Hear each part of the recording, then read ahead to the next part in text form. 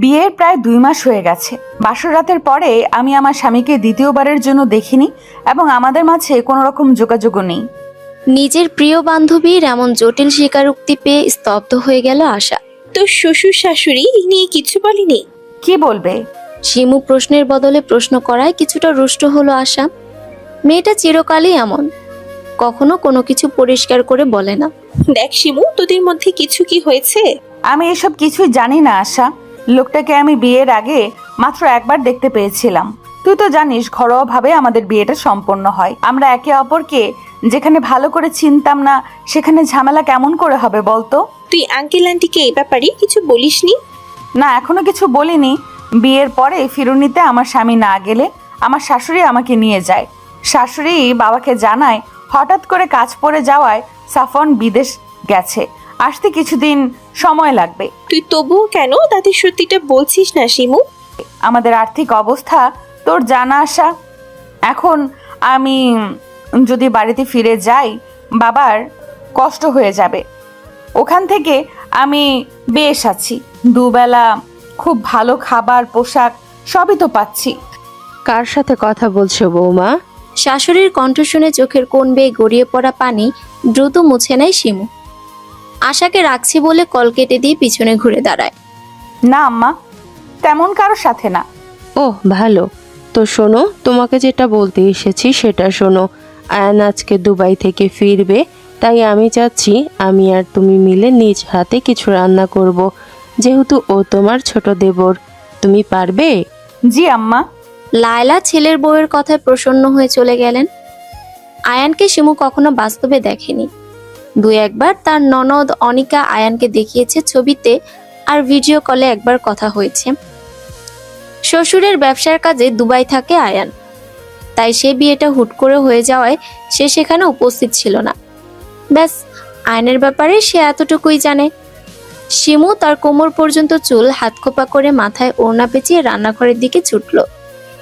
যাওয়ার পথে তার দাদি শাশুড়ি রাজিয়া বেগমের সাথে দেখা হলো। মহিলা যদিও শিমুকে খুব একটা পছন্দ করে না, তবুও শ্রদ্ধার খাতিরে শিমু তাকে জিজ্ঞেস করলো, জি, আপনার কি কিছু লাগবে? রাজিয়া বেগম মুখ কালো করে বললেন, আমার কিছু দরকার নেই, তবে দেখো স্বামীকে পটাইতে না পেরে দেবরকে পটিও না। মহিলার কথা শুনে এক মুহূর্তে অন্তর বিষিয়ে উঠল শিমুর।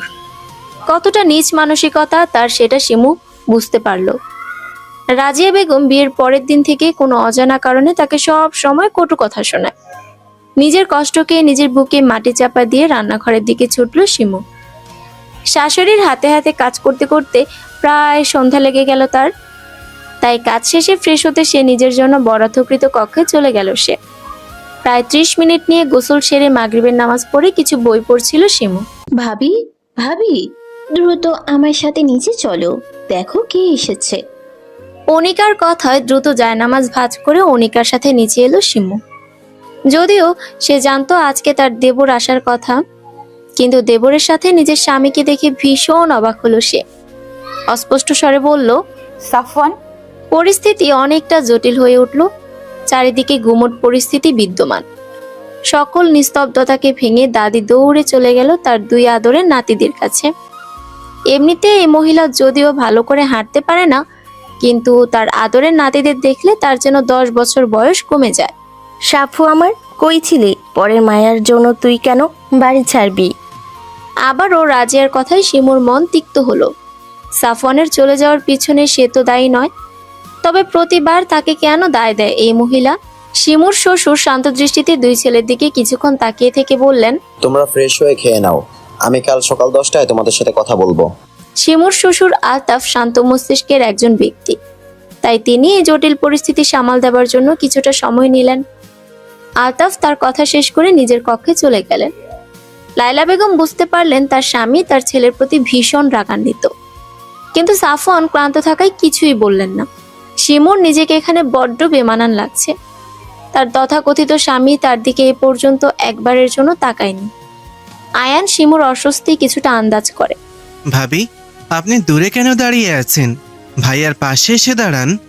যদিও আয়ান শিমুর অস্বস্তি কমানোর জন্য বলেছিল, কিন্তু শিমুর মাঝে অস্বস্তি কমার বদলে কয়েকগুণ বেড়ে গেল। রাজিয়া বেগম শিমুর দিকে মুখ বাঁকিয়ে বলল, ও যে মেয়ে স্বামীর কদরই তো বুঝে না। ও কি কইরা স্বামীদের দরদ করব? লায়লা শাশুড়ির প্রতি ক্ষিপ্ত কণ্ঠে বললেন, আপনার নাতি সেই রকম কদর দেবার স্বামী না। অন্যের মেয়ের জন্য নিজের ছেলের কথা শোনায়ও না লাইলা। আপনিও নিজের নাতির দোষ ঢাকতে আসবেন না। আয়ান, তোর ভাইকে নিয়ে ঘরে যা।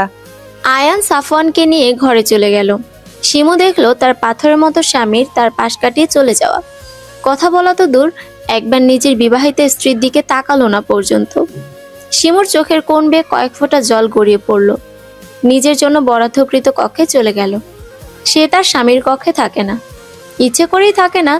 যে মানুষটার প্রতি তার কোনো অধিকার নেই, তার ঘরের প্রতি অধিকার দেখিয়ে কি লাভ? শিমু খাবারগুলো টেবিলে গুছিয়ে রেখে নিজের রুমের দিকে চলে গেল। নিজের ঘরে এসে দরজাটা বন্ধ করে আয়নার সামনে দাঁড়ালো, নিজের কমতি খুঁজতে। মাথার খোপা খুলে দিতেই কালো কেশগুলো পুরো পিঠ জুড়ে ছড়িয়ে পড়ল। আয়নার সামনে দাঁড়িয়ে থেকে শিমু নিজেকে প্রশ্ন করলো, কি লাভ এই রূপগুলো দিয়ে, যেই রূপে আর গুণে স্বামীকেই মুগ্ধ করতে পারলাম না? নিজের সাথে কথা বলতে বলতে শিমু হাঁটু মুড়ে বসে পড়লো মেঝেতে। চোখ দুটোতে অশ্রুকণার ঝর্ণা শুরু হলো। বরফ যেমন পানির ফোঁটা আকারে ভূপৃষ্ঠে পানির ফোঁটা আকারে পতিত হয়ে বৃষ্টিপাতের সৃষ্টি করে, তেমনি শিমুর বুকে যত অভিমান ছিল সব পানির ফোঁটা আকারে চোখ দিয়ে গড়িয়ে পড়েছে। সাফওয়ান দীর্ঘ সময় শেষে শাওয়ার নিয়ে ফ্রেশ হয়ে বের হলো। বের হতেই বিছানায় বসে থাকা বোনের দিকে নজর পড়ল। অনিকা ভাইয়ের উদ্দেশ্যে চেঁচিয়ে বলল, ভাইয়া তুমি আসবে বললে না যে? সারপ্রাইজ দিলাম। নিজের কথা শেষ করে টাওয়াল দিয়ে চুল মুছতে শুরু করলো। অনিকা কিছুক্ষণ গালে হাত দিয়ে আবার ভাইকে উদ্দেশ্য করে বলল, কাকে ভাইয়া? সাফওয়ান এবার বোনের মাথায় জোরে গাঁটটা মারলো। অনার্স পড়ুয়া ছাত্রী যে এত গাধি হয় সেটা তোকে না দেখলে বুঝতেই পারতাম না আমি। ভাবিও তো অনার্সে পড়ে। সাফওয়ান ভ্রুকুচকে জিজ্ঞেস করলো। কোন ভাবি? অনিকা ভীষণ মজা পেল। সে অনুরূপ ভাবে ভাইয়ের মাথায় গাঁটটা মেরে বলল, অফিসের বস যে এত বোকা হয় সেটা তো তোমাকে না দেখলে জানতেই পারতাম না। তুমি এত বড় গাধা যে নিজের বউ কোনিয়ারে পড়ে সেটাই জানো না। নিজের বাক্য সমাপ্ত করে অনিকা দ্রুত ভাইয়ের কক্ষ ত্যাগ করলো। সাফওয়ান এবার হাতের টাওয়াল নামিয়ে টি টেবিলের উপর রাখলো। মনে মনে কিছু একটা ভেবে মুচকি হাসি দিল একবার। একটা দীর্ঘ রাত কেটে গিয়ে নতুন একটি সকাল হয়। সেই সকাল কারোর জন্য সুখ আনন্দ বয়ে আনে, আবার কারোর জন্য আনে বিষাদ আর মর্মপীড়া। সকালে উঠে নির্দিষ্ট সময় সালাত আদায় করে নিজের কাজে লেগে পড়েছে শিমু। সঙ্গে বাড়ির কাজের বুয়া রহিমা খালা আর শাশুড়ি লায়লা বেগমও আছেন। লায়লা আর রহিমা গল্পে মশগুল হয়ে আছে। শিমু টুকটাক তাদের কথা শুনছে আর কাজ করছে। হঠাৎ অপ্রত্যাশিতভাবে রান্নাঘরে আগমন হয় রাজিয়া বেগমের। শিমু এ বাড়িতে বউ হয়ে আসার পরে রান্নাঘরে এই মহিলাকে বলতে গেলে আসতেই দেখেনি।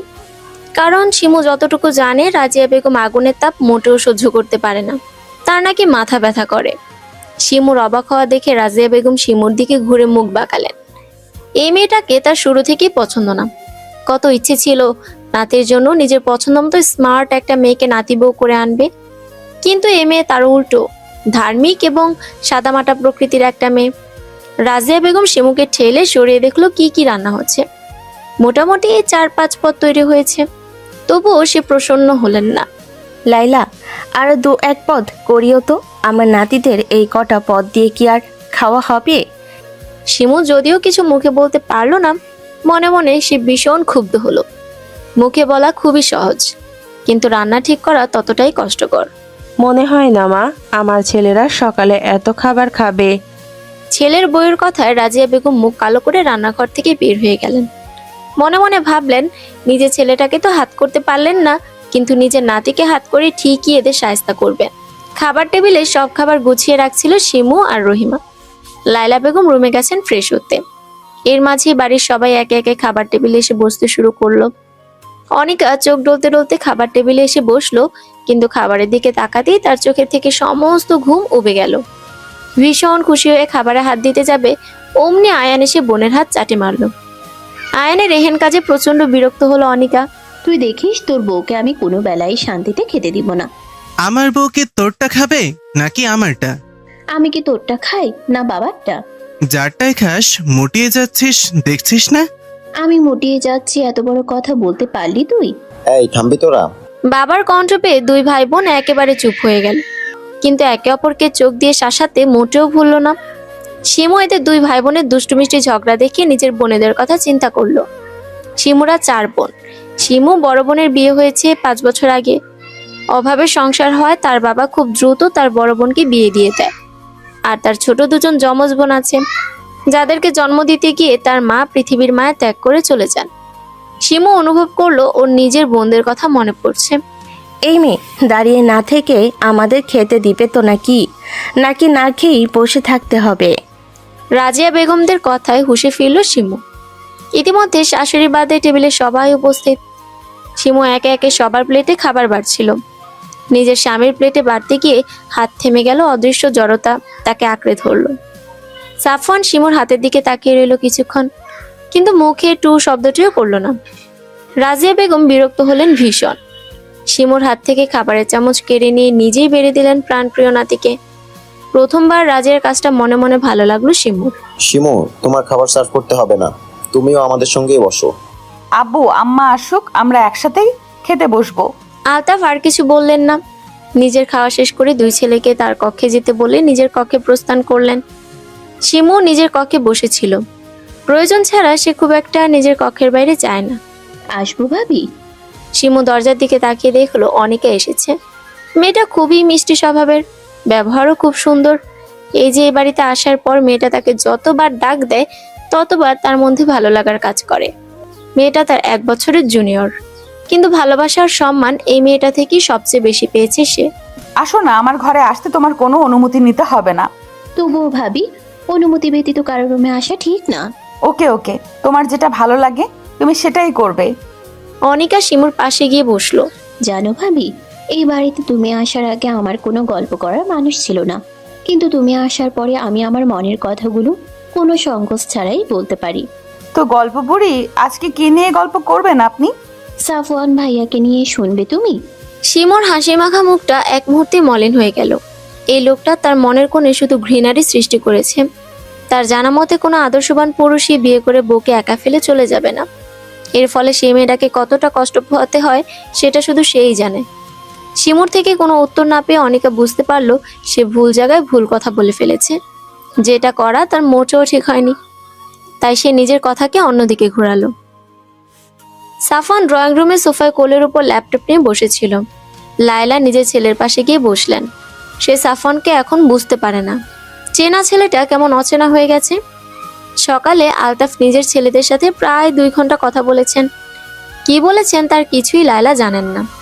তবে এটুকু জানেন তার ছেলেটা একটা মেয়ের প্রতি অন্যায় করছে। মেয়েটাকে নিজে পছন্দ করে নিজের ছেলের বউ করেছিল সে।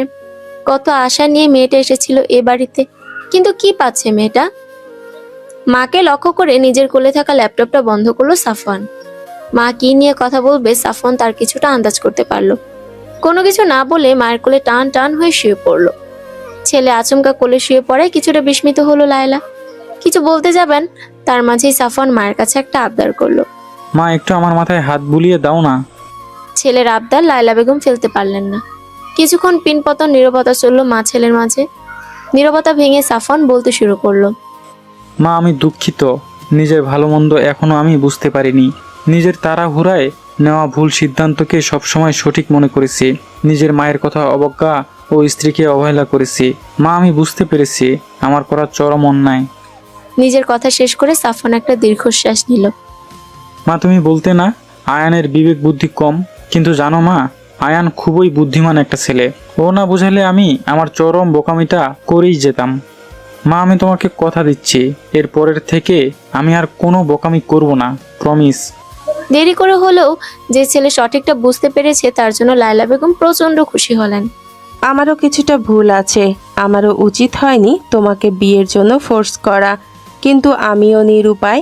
নিজের ছেলের ভালোর জন্য আমি স্বার্থপর হয়েছিলাম। বাবা, অতীত সবারই থাকে, কারো ভালো কারো আবার খারাপ। আমি চাই তুমি তোমার ওই পুরনো জরাজীর্ণ জীবনকে পেছনে ফেলে বর্তমান জীবনকে সুন্দর করে তুলো। ভাইয়া, এইটা কিন্তু ঠিক না। তুমি বইয়ের কোল দখল করবে, আবার মায়ের কোল দখল করবে, আর আমি এইগুলো তাকিয়ে তাকিয়ে দেখব? আমার নয় বইয়ের আদরের বয়স হয়নি, মায়ের আদরের বয়স তো আছে, তাই নয় কি? আয়নের কথা শুনে সাফওয়ান মায়ের কোল থেকে উঠে আয়নের কান ধরল। তোর এই ঠোঁটকাটার স্বভাব কবে যাবে বলতো? বউ এনে দিলেই চলে যাবে। কি বললি? না মানে আর করব না, সরি। দুই ছেলের কাণ্ড কারখানা দেখে লায়লা উচ্চস্বরে হেসে দিলেন। কে বলবে এরা বড় হয়ে গেছে। জীবন বড্ড ভয়ঙ্কর, নাটকের চেয়েও নাটকীয়, ভাবনার চেয়েও অভাবনীয়। সময়ের পরিক্রমায় কালো ছায়ায় মোড়া, কিছুটা আশা করা আর কিছুটা ভ্রম। জীবনের সংজ্ঞা কোনো ব্যক্তি নির্দিষ্টভাবে দিতে পারবে না, কারণ এটি অসমান্তরাল পথের বাঁকের মতো। তাই জীবনের সমীকরণকে সহজ ভাবা অন্যায়। রাতের আকাশ জুড়ে তারারা মিটিমিটি করে জ্বলছে, অপরূপ সৌন্দর্য ছড়াচ্ছে পুরো পৃথিবী জুড়ে। ছাদে দাঁড়িয়ে থাকা এক তরুণী নিজের ছোট জীবনের জটিল সব সমীকরণ মিলাতে ব্যস্ত, কিন্তু বেলা শেষে সে হতাশ। রাতের শীতল পরিবেশ অনুভব করার জন্য সাফওয়ান আর আয়ান ছাদে এসেছিল। হঠাৎ তাদের দুজনের চোখ পড়ল সাদা ওড়না মাথায় মোড়ানো একজন নারী অবয়বের দিকে। আয়ান কে হতে পারে বুঝতে পেরে নিঃশব্দে ছাদ থেকে প্রস্থান করে। ভাইয়ের উপস্থিত বুদ্ধি দেখে সাফওয়ান মনে মনে খুশি হয়। এবার পূর্ণ দৃষ্টি দেয় সামনে থাকা নারী অবয়বের দিকে। সেই নারী নিজের ভাবনা নিয়ে এতই বেশি বিভোর যে ছাদে সে ব্যতীত যে অন্য কেউ উপস্থিত আছে সে সম্পর্কে তার কোনো ধারণাই নেই। সাফওয়ান তার অর্ধাঙ্গিনীর দিকে কিছুক্ষণ তাকিয়ে রইল, অতঃপর মনের সব সংকোচ ভুলে প্রশ্ন করল, এত রাতে ছাদে একা কি করছেন? শিমু প্রথমে পুরুষালী কণ্ঠ পেয়ে কিছুটা ভরকে গেল। মাথা ঘুরিয়ে পেছনে ঘুরতেই তার নিঃশ্বাসের ক্রমশ বেড়ে গেল। হাত পা জড়বস্তুর ন্যায় স্থির হয়ে গেল। নিজেকে স্বাভাবিক করতে শিমু কয়েকবার চোখের পলক ফেলল। কিছুটা স্বাভাবিক হতেই সাফওয়ানকে নিজের দিকে এগিয়ে আসতে দেখে শিমুর মনে হলো তার বুকের মধ্যে কে যেন ঢাকঢোল বাজাচ্ছে। সাফওয়ান শিমুর অস্বস্তি কিছুটা বুঝতে পারলো, তবুও সে নির্বিকার হয়ে নিজের অর্ধাঙ্গিনীর সামনে এসে দাঁড়ালো। শিমুর নিজেকেই কেমন শূন্য শূন্য মনে হচ্ছে। মনে হচ্ছে সে এখনই ঢলে পড়বে। সে তো এতটা দুর্বল নয়, আর তার অস্বাভাবিক হবার কারণই বা কি? কিন্তু নিজেকে প্রশ্ন করে শিমু কোনো উত্তর পেল না। তবুও প্রাণপণ দিয়ে চেষ্টা করলো নিজেকে স্বাভাবিক রাখার। সাফওয়ান মুখ আরো কিছুটা সামনে নিয়ে আসলো। শিমুর ছোট ছোট চুলগুলো বারবার মুখে এসে পড়ছে। সাফওয়ান সপ্তপর্ণে শিমুর চুলগুলো কানের পিঠে গুজে দিল। সাফওয়ানের মুখ জুড়ে একরাশ মুগ্ধতা ছড়িয়ে পড়েছে। এই মায়া, তুই এত রাতে ছাদে কেন আইসোস? দাদির কর্কশ কণ্ঠ পেয়ে সাফওয়ান শিমুর থেকে দূরে সরে দাঁড়ালো। তার চোখ মুখে কিছুটা বিরক্ত ফুটে উঠেছে দাদিকে দেখে, কিন্তু শিমু ছাড়া পেয়ে এক দৌড়ে নিচে চলে গেল। রাজিয়া বেগম বিরক্ত হলেন। ভাগ্যিস সে সময় মতো এসেছে, না হলে কি হতো কে জানে। সাপু দেখলা কেমন মাইয়া? সাফওয়ান কিছু না বলে দাদিকে পাশ কাটিয়ে চলে গেল। তার দাদির প্রতি রাগ রাগ লাগছে। শিমু নিজের কক্ষে এসে সঙ্গে সঙ্গে দরজা আটকে দিল। তার কেমন সব অজানা অনুভূতি হচ্ছে, কিন্তু তার তো রেগে যাওয়া উচিত ছিল। নিজের করা কাজে হতভম্ব হয়ে গেছে সে। কতদিন সে চিন্তা করেছে লোকটাকে সামনে পেলে নিজের সকল কষ্ট ঝেড়ে দেবে, কতগুলো কড়া করে কথা শোনাবে। কই, সে তো পারল না। নিজের প্রতি ভীষণ রাগ লাগছে এবার শিমুর। আসবো শিমু? শিমু বিছানা গোছাচ্ছিল। হঠাৎ শাশুড়ির শব্দ পেয়ে সে শাশুড়ির দিকে ঘুরল। এত সকালবেলা শাশুড়িকে নিজের কামরা দেখে কিছুটা অবাক হলো। লায়লা বেগম এসে খাটের পাশে রাখা আরাম কেদারে বসলেন। শিমু, তুমি তো অনেক দিন হলো বাড়ি থেকে এসেছো, প্রায় 1.5 মাস হলো। আমি চাচ্ছিলাম তুমি কিছুদিনের জন্য তোমার বাবার বাড়ি থেকে ঘুরে আসো। শিমু এখন এমন কথা যদিও শাশুড়ি থেকে আশা করেনি, কিন্তু তার চিত্ত আনন্দিত হলো। কতদিন পর নিজ বাড়িতে যেতে পারবে ভেবে ভিতরে ভিতরে খুশির ঢেউ শুরু হলো, কিন্তু শিমু সেটা প্রকাশ করলো না। আচ্ছা, তুমি বিকেলে তৈরি থেকো, সাফওয়ান তোমাকে নিয়ে যাবে। সাফওয়ানের সাথে যাবে ভাবতে শিমুর সর্বশরীর শিউরে উঠল, কিন্তু শাশুড়িকে সে কিছুই বলল না। সম্মতিসূচক অর্থে নিজের মাথা ঝাঁকালো। লায়লা বেগম নিজের কাঙ্ক্ষিত উত্তর পেয়ে খুশি হলেন। শাশুড়ি চলে যেতে শিমু নিজের সাথে হিসেব নিকেশ করতে বসলো। অনেক ভেবেচিন্তে পেল সাফওয়ান তো তার সাথে যাবে ঠিকই, কিন্তু সে আবার পুনরায় চলেও আসবে তাকে রেখে, কারণ এত বড় লোকের ছেলে তার মতো গরিবের বাড়িতে গিয়ে থাকতে পারবে না। শহরের সমান পিচ ঢালা রাস্তা পেরিয়ে গাড়িটা গ্রামের মাটির রাস্তা ধরেছে। সাফওয়ান ড্রাইভিং সিটে বসে ড্রাইভ করছে, আর শিমু গাড়ির জানালা দিয়ে গ্রামের দৃশ্য অবলোকন করছে। দুজনের মাঝে মধ্যে প্রগাঢ় নিস্তব্ধতা। মাঝে মধ্যে সাফওয়ান লুকিং গ্লাসে 2-1 পিছনে তাকাচ্ছে আর ড্রাইভিং করা মনোযোগ দিচ্ছে, কিন্তু দুজনের কেউই নীরবতা ভেঙে কোনো কথা বলছে না। এরকম পিনপতন নীরবতা আরো কিছুক্ষণ চলল। অবশেষে সাফওয়ান শিমুকে জিজ্ঞেস করলো, আপনার গ্রামটা কিন্তু অনেক সুন্দর। শিমু শুধু মুখ দিয়ে উচ্চারণ করলো। আচ্ছা, আপনি কি কথা বলতে পারেন না? শিমু এবার সাফওয়ানের দিকে ভ্রুকুচকে তাকালো। সাফওয়ান মেকি হেসে দিয়ে বলল, আসলে আপনি তখন থেকে চুপচাপ বসে আছেন, তাই বললাম। শিমু এখনো কোনো উত্তর দিল না। একরাশ বিরক্ত নিয়ে অন্যদিকে মুখ ফিরিয়ে রাখলো। সাফওয়ান একটু হতাশ হলো, বুঝতে পারলো এই মেয়ে এত সহজে গলবে না। দুজনের মধ্যে আবারও নিস্তব্ধতা নেমে এলো। গাড়ি ছুটলো আবার নিজ গন্তব্যে। গাড়ি এসে থামলো একেবারে শিমুদের বাড়ির উপর। গাড়ির শব্দ পেয়ে শিমু, দুই বোন ফিহা আর রিহা দৌড়ে এলো। অপ্রত্যাশিতভাবে বোনকে দেখতে পেয়ে তারা একটু অবাক হলো। পরক্ষণে তাদের হুঁশ আসতে জোরে চিৎকার দিল। আব্বা গো, দেখো আপা আইছে। ছোট মেয়েদের চিৎকার শুনে মজিদ বাড়ির পেছনের ক্ষেত থেকে দৌড়ে এলেন। তার শরীরের কাদামাটি দিয়ে মাখামাখি। মেয়ে ও মেয়ে জামাইকে দেখে তিনি ভীষণ খুশি হলেন। দ্রুত এগিয়ে গিয়ে মেয়ের জামাইয়ের হাত থেকে জিনিসগুলো নিজের হাতে নিলেন। ফিহা আর রিহা বোনকে গিয়ে জড়িয়ে ধরল। সাফওয়ানকে ঘরে নিয়ে কেদারা পেতে বসতে দিলেন মজিদ। মুহূর্তেই তিনি অস্থির হয়ে গেলেন, কি করবেন না করবেন এই ভেবে। সাফওয়ান শ্বশুরকে এত অস্থির হতে নিষেধ করলো। আব্বু, আপনি অস্থির হবেন না, আমি তো এ বাড়িরও ছেলে, তাই নয় কি? মেয়ে জামাইয়ের কথা শুনে মজিদ কিছুটা শান্ত হলেন। ফিহা রিহা দু বোনই শিমুর পাশে দাঁড়িয়ে আছেন। সাফওয়ান তাদের কাছে ডাকলে তারা নিজের কাপড়ের দিকে তাকিয়ে সাফওয়ানের দিকে এগোয় না। এই ভয়ে তাদের দু বোনের জামা কাপড়ে থাকা ময়লা যদি ওর শরীরে লেগে যায়। সাফওয়ান তাদের জড়তা দেখে মুচকে হাসে। মনে মনে ভাবলো, একদম বোনের মতো স্বভাব এদের। নিজেই উঠে এগিয়ে গেল তাদের দিকে। দু হাতে গিয়ে তাদের কাছে নিয়ে এসে আদর করলো। নিজের কাছ থেকে দুটো চকলেট বের করে তাদের হাতে দিল। ব্যাস, তাদের সকল ভয় শেষ। বোন জামাইয়ের উপর খুশি হয়ে দুটি চুমু এঁকে দিল তার গালে। শিমু সাফওয়ানের কাছে মুগ্ধ না হয়ে পারল না। ছেলেটাকে সে হয়তো যতটা খারাপ ভাবে, সে হয়তো ততটা খারাপ না। রাজিয়া বেগম রাগে ক্ষোভে চোখ মুখ লাল করে বসে আছেন। তিনি ভাবতেও পারছেন না তার নাতি ওই মেয়েটার সাথে ওর গ্রামের বাড়িতে আছে। দাদি কেমন মুখ ফুলে বসে থাকতে দেখে আয়ান দাদির কাছে গিয়ে বসে। আয়ান এতটুকু বুঝতে পারছে দাদি কোন কারণে ভীষণ রাগান্বিত। আয়ান দাদির পানের বাটা বের করে দাদিকে এক টুকরো পান বানিয়ে দাদির হাতে দিল। ওহ সুন্দরী আমার, নাও পানটা খেয়ে নাও। তোর পান তুই খা, আমি খাবো না। দাদি বুঝো কিন্তু। দাদি আয়ানের হাত থেকে পান কেড়ে নিয়ে চিবোতে শুরু করলেন। পান খাবার স্বভাব তার ততটা নেই, কিন্তু রাগ উঠলে সে পান খায়, রাগ কমানোর জন্য। রাজিয়া বেগম মনে মনে ভাবলেন, এমন করে যদি শিমুকে দাঁতের গোড়ায় সে পিষতে পারতেন তবে তার আত্মা ঠান্ডা হতো। শিমুদের বাড়ি থেকে কিছুটা সামনে এগুলে কালীগঙ্গা নদী। নদী থেকে সূর্যাস্ত এক অপরূপ সৌন্দর্য বহন করে। সাফওয়ান মুগ্ধ দৃষ্টিতে কিছুক্ষণ সেই সূর্যাস্ত দেখল। ফিহা আর রিহা দুই বোন দুলাভাইয়ের হাত ধরে তারাও উপভোগ করছেন। সাফওয়ানের মনে হলো শহর থেকে গ্রাম অনেক সুন্দর। তাদের গ্রামে আসাই হয় না বলতে গেলে। সেই ছোটবেলায় আসতো মায়ের সাথে। আজ এতদিন পর গ্রামের সৌন্দর্য দেখতে পেরে অনেক অনেক ভালো লাগার অনুভূতি হচ্ছে তার।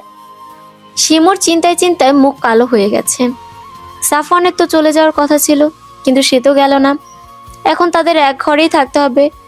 লোকটা তো তেমন একটা ভালো নয়। যদি তার কাছে আসতে চায় তবে সে কি করবে? সে কি চেঁচাবে? না, এটা করা যাবে না। নিজের সাথে বোঝাপড়া করে কোনো উত্তর পেল না শিমু, তাই হতাশ হয়ে বসে রইল।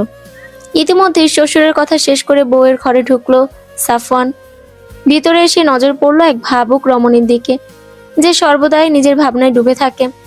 ভাগ্যিস মা তাকে এই বাড়িতে আসার বুদ্ধিটা দিল, না হলে বউয়ের এত কাছাকাছি আসা যেত না। সাফওয়ান গলা খাখারি দিল। সাফওয়ানের শব্দ পেয়ে শিমু শটান ভাবে দাঁড়িয়ে গেল। সাফওয়ান শিমুর কাণ্ড দেখে মুচকি মুচকি হাসছে। শিমু সেটা খেয়াল করে আরো অস্বস্তিতে পড়ে গেল। মনে মনে সিদ্ধান্ত নিল, কাছে আসতে চাইলে কড়া করে কিছু কথা শুনিয়ে দেবে। আপনি কি কিছু নিয়ে চিন্তিত? শিমুর সাথে সাথে কথা নাকচ করে বলল, না না, আমি চিন্তিত নই। আপনার কাছে আসতে চাইলে কি আমি আসতে দিব নাকি? নিজের কথা শেষ করে শিমু ঠোঁট কামড়ে ধরল। মনে মনে ভাবলো, এটা কি বলে ফেললো সে। সাফওয়ানের মুখের হাসিটা আরো চড়া করে বলল, ও, তার মানে আমি কাছে আসবো? শিমু ভীষণ অস্বস্তি নিয়ে দাঁড়িয়ে রইল। অতিরিক্ত চিন্তায় তার সব ভুলে যাচ্ছে, তাই সে আর লজ্জায় কোনো কথা বলতে পারলো না। চুপ করে দাঁড়িয়ে রইল। সাফওয়ান গিয়ে বিছানায় বসলো। পুরো ঘরে একটা খাট, একটা পড়া টেবিল আর একটা টিনের বাক্স ব্যতীত কিচ্ছু নেই। শিমু এখনো একইভাবে দাঁড়িয়ে আছে। আপনি কি ঘুমাবেন না, নাকি না ঘুমিয়ে রাত পার করে দেবার ইচ্ছা আছে? সত্যি বলতে আমার আপনার পাশে শুতে অস্বস্তি বোধ হচ্ছে। শিমুর অকপটে উত্তর। আপনি নিশ্চিন্ত থাকতে পারেন, আপনার অনুমতি ব্যতীত আমি আপনাকে কখনো স্পর্শ করব না। শিমু তবুও পুরোপুরি শান্ত হলো না। সাফওয়ান শিমুর অস্বস্তি বুঝতে পেরে বিছানার দিকে একবার তাকালো। বিছানায় একটা কাঁথা আর 2টা বালিশ। সাফওয়ান বিছানার মাঝ বরাবর কাঁথা ভাঁজ করে লম্বা করে বিছিয়ে বিছানা দুভাগ করলো। আপনি একপাশে থাকবেন, আমি একপাশে থাকবো।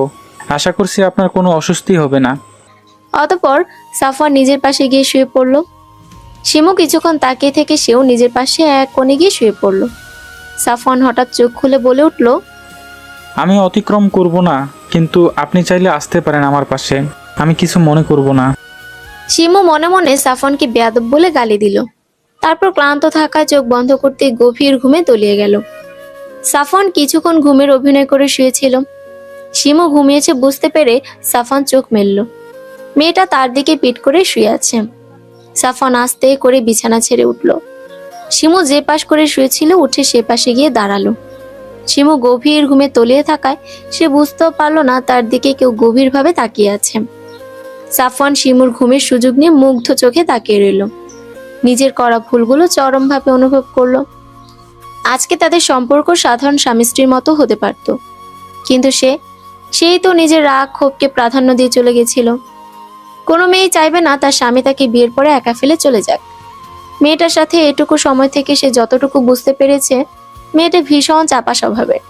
বুক ফাটবে কিন্তু মুখ ফুটবে না। সাফওয়ানের খুব ইচ্ছে করলো নিজের হাত বাড়িয়ে শিমুর গালে স্পর্শ করার, কিন্তু পরক্ষণেই নিজের করা ওয়াদার কথা মনে করে হাত সরিয়ে নিল। সব যখন সেই শুরু করেছে, তখন সেই শিমুর ভালোবাসা জয় করে নেবে, এতে যতই তারে কাঠখট পোড়াতে হোক না কেন তাকে। সকালে আজানের আওয়াজ পেয়ে ঘুম ছুটে গেল শিমুর। নিজের দিকে তাকাতে অবাক হলো তার শরীরে কাঁথা দিয়ে জড়ানো। সাফওয়ান নিজের নির্দিষ্ট জায়গায় ঘুমিয়ে আছে। নিজের স্বামীর দিকে একবার গভীর দৃষ্টিতে তাকালো শিমু। ফর্সা মুখে কালো কালো ছোট ছোট চাপদাড়িতে ভীষণ সুন্দর লাগছে ছেলেটাকে। কিছুক্ষণ সাফওয়ানের মুখের দিকে তাকিয়ে থেকে কি করছিল বুঝতে পেরে নিজেকে গালি দিতে দিতে অজু করতে ঘর থেকে বেরিয়ে গেল। টিনের ফাঁক ফোকর দিয়ে রোদের আলো এসে পড়ছিল সাফওয়ানের ওপর। সেই আলোতেই সাফওয়ানের ঘুম ভেঙে গেল। সাফওয়ান আশেপাশে তাকালো একবার, শিমু ঘরে নেই। সাফওয়ান বিছানা থেকে উঠে ঘর থেকে বাইরে বের হলো। তার ছোট 2 শালিকা হাতে বল নিয়ে দৌড়াদৌড়ি করছে। শিমু রান্না করছে রান্নাঘরে, আর ওর শ্বশুর এটা ওটা এগিয়ে দিচ্ছে। সাফওয়ান অনুভব করলো তার শাশুড়ি থাকলে হয়তো তার আদরটা আরো কয়েক গুণ বেড়ে যেত। সাফওয়ান শালিকাদের কাছে গেল। ফিহা আর রিহা সাফওয়ানকে কাছে পেয়ে বায়না করলো তাদের সাথে বল খেলতে। সাফওয়ান তাদের অনুরোধ ফেলতে পারলো না। তাদের সাথে খেলতে খেলতে বলটা একটু ঝোপের আড়ালে চলে গেল। ফিহা রিহা আনতে যেতে চাইলে সাফওয়ান তাদের রেখে নিজেই বল আনতে গেল। ঝোপড়ার নিচে নিচু হয়ে বল আনতে গিয়ে ভুলবশত ঝোপড়ার কাঁটা পরনের শার্ট ভেদ করে পিঠে ঢুকে গেল। ব্যথায় মুখ থেকে আহ শব্দ বের হয়ে এলো সাফওয়ানের। তবুও কষ্ট করে বলটা উদ্ধার করে শালিকাদের হাতে ধরিয়ে দিল। রিহা রক্ত দেখে ভয় পেয়ে চিৎকার করে উঠল। দুলাভাই রক্ত! রিহার চিৎকার শুনে শিমু দৌড়ে এলো। দেখলো সাফওয়ানের পিঠে থেকে শার্ট ভেদ করে রক্ত বেরোচ্ছে। শিমু দ্রুত এগিয়ে গেল সাফওয়ানের দিকে। শার্টটা খুলেন। আমার তেমন ইনজুরি হয় নাই তো। চুপ করুন তো, আপনি কি কোনোভাবে শার্ট খুলতে লজ্জা পাচ্ছেন নাকি? সাফওয়ান ভাবলো সে কি মেয়ে নাকি লজ্জা পাবে। সাফওয়ান এক টানে শার্ট খুলে ফেললো। শিমু দেখলো এক জায়গায় কাটা ফুটে গেছে, আরেকটা জায়গায় বেশ অনেকটা আঁচড় লেগেছে। শিমু দ্রুত কাটা টান দিয়ে বের করলো। সাফওয়ান ব্যথায় চোখ মুখ কুচকে নিল। অতঃপর শিমু কাটা জায়গা পরিষ্কার করে মলম লাগিয়ে দিল। আপনি ঝোপঝাড়ের ভেতরে কেন গিয়েছিলেন? দেখতেই তো পাচ্ছ ওখানে বেলের কাটা আর খেজুরের কাটা রাখা।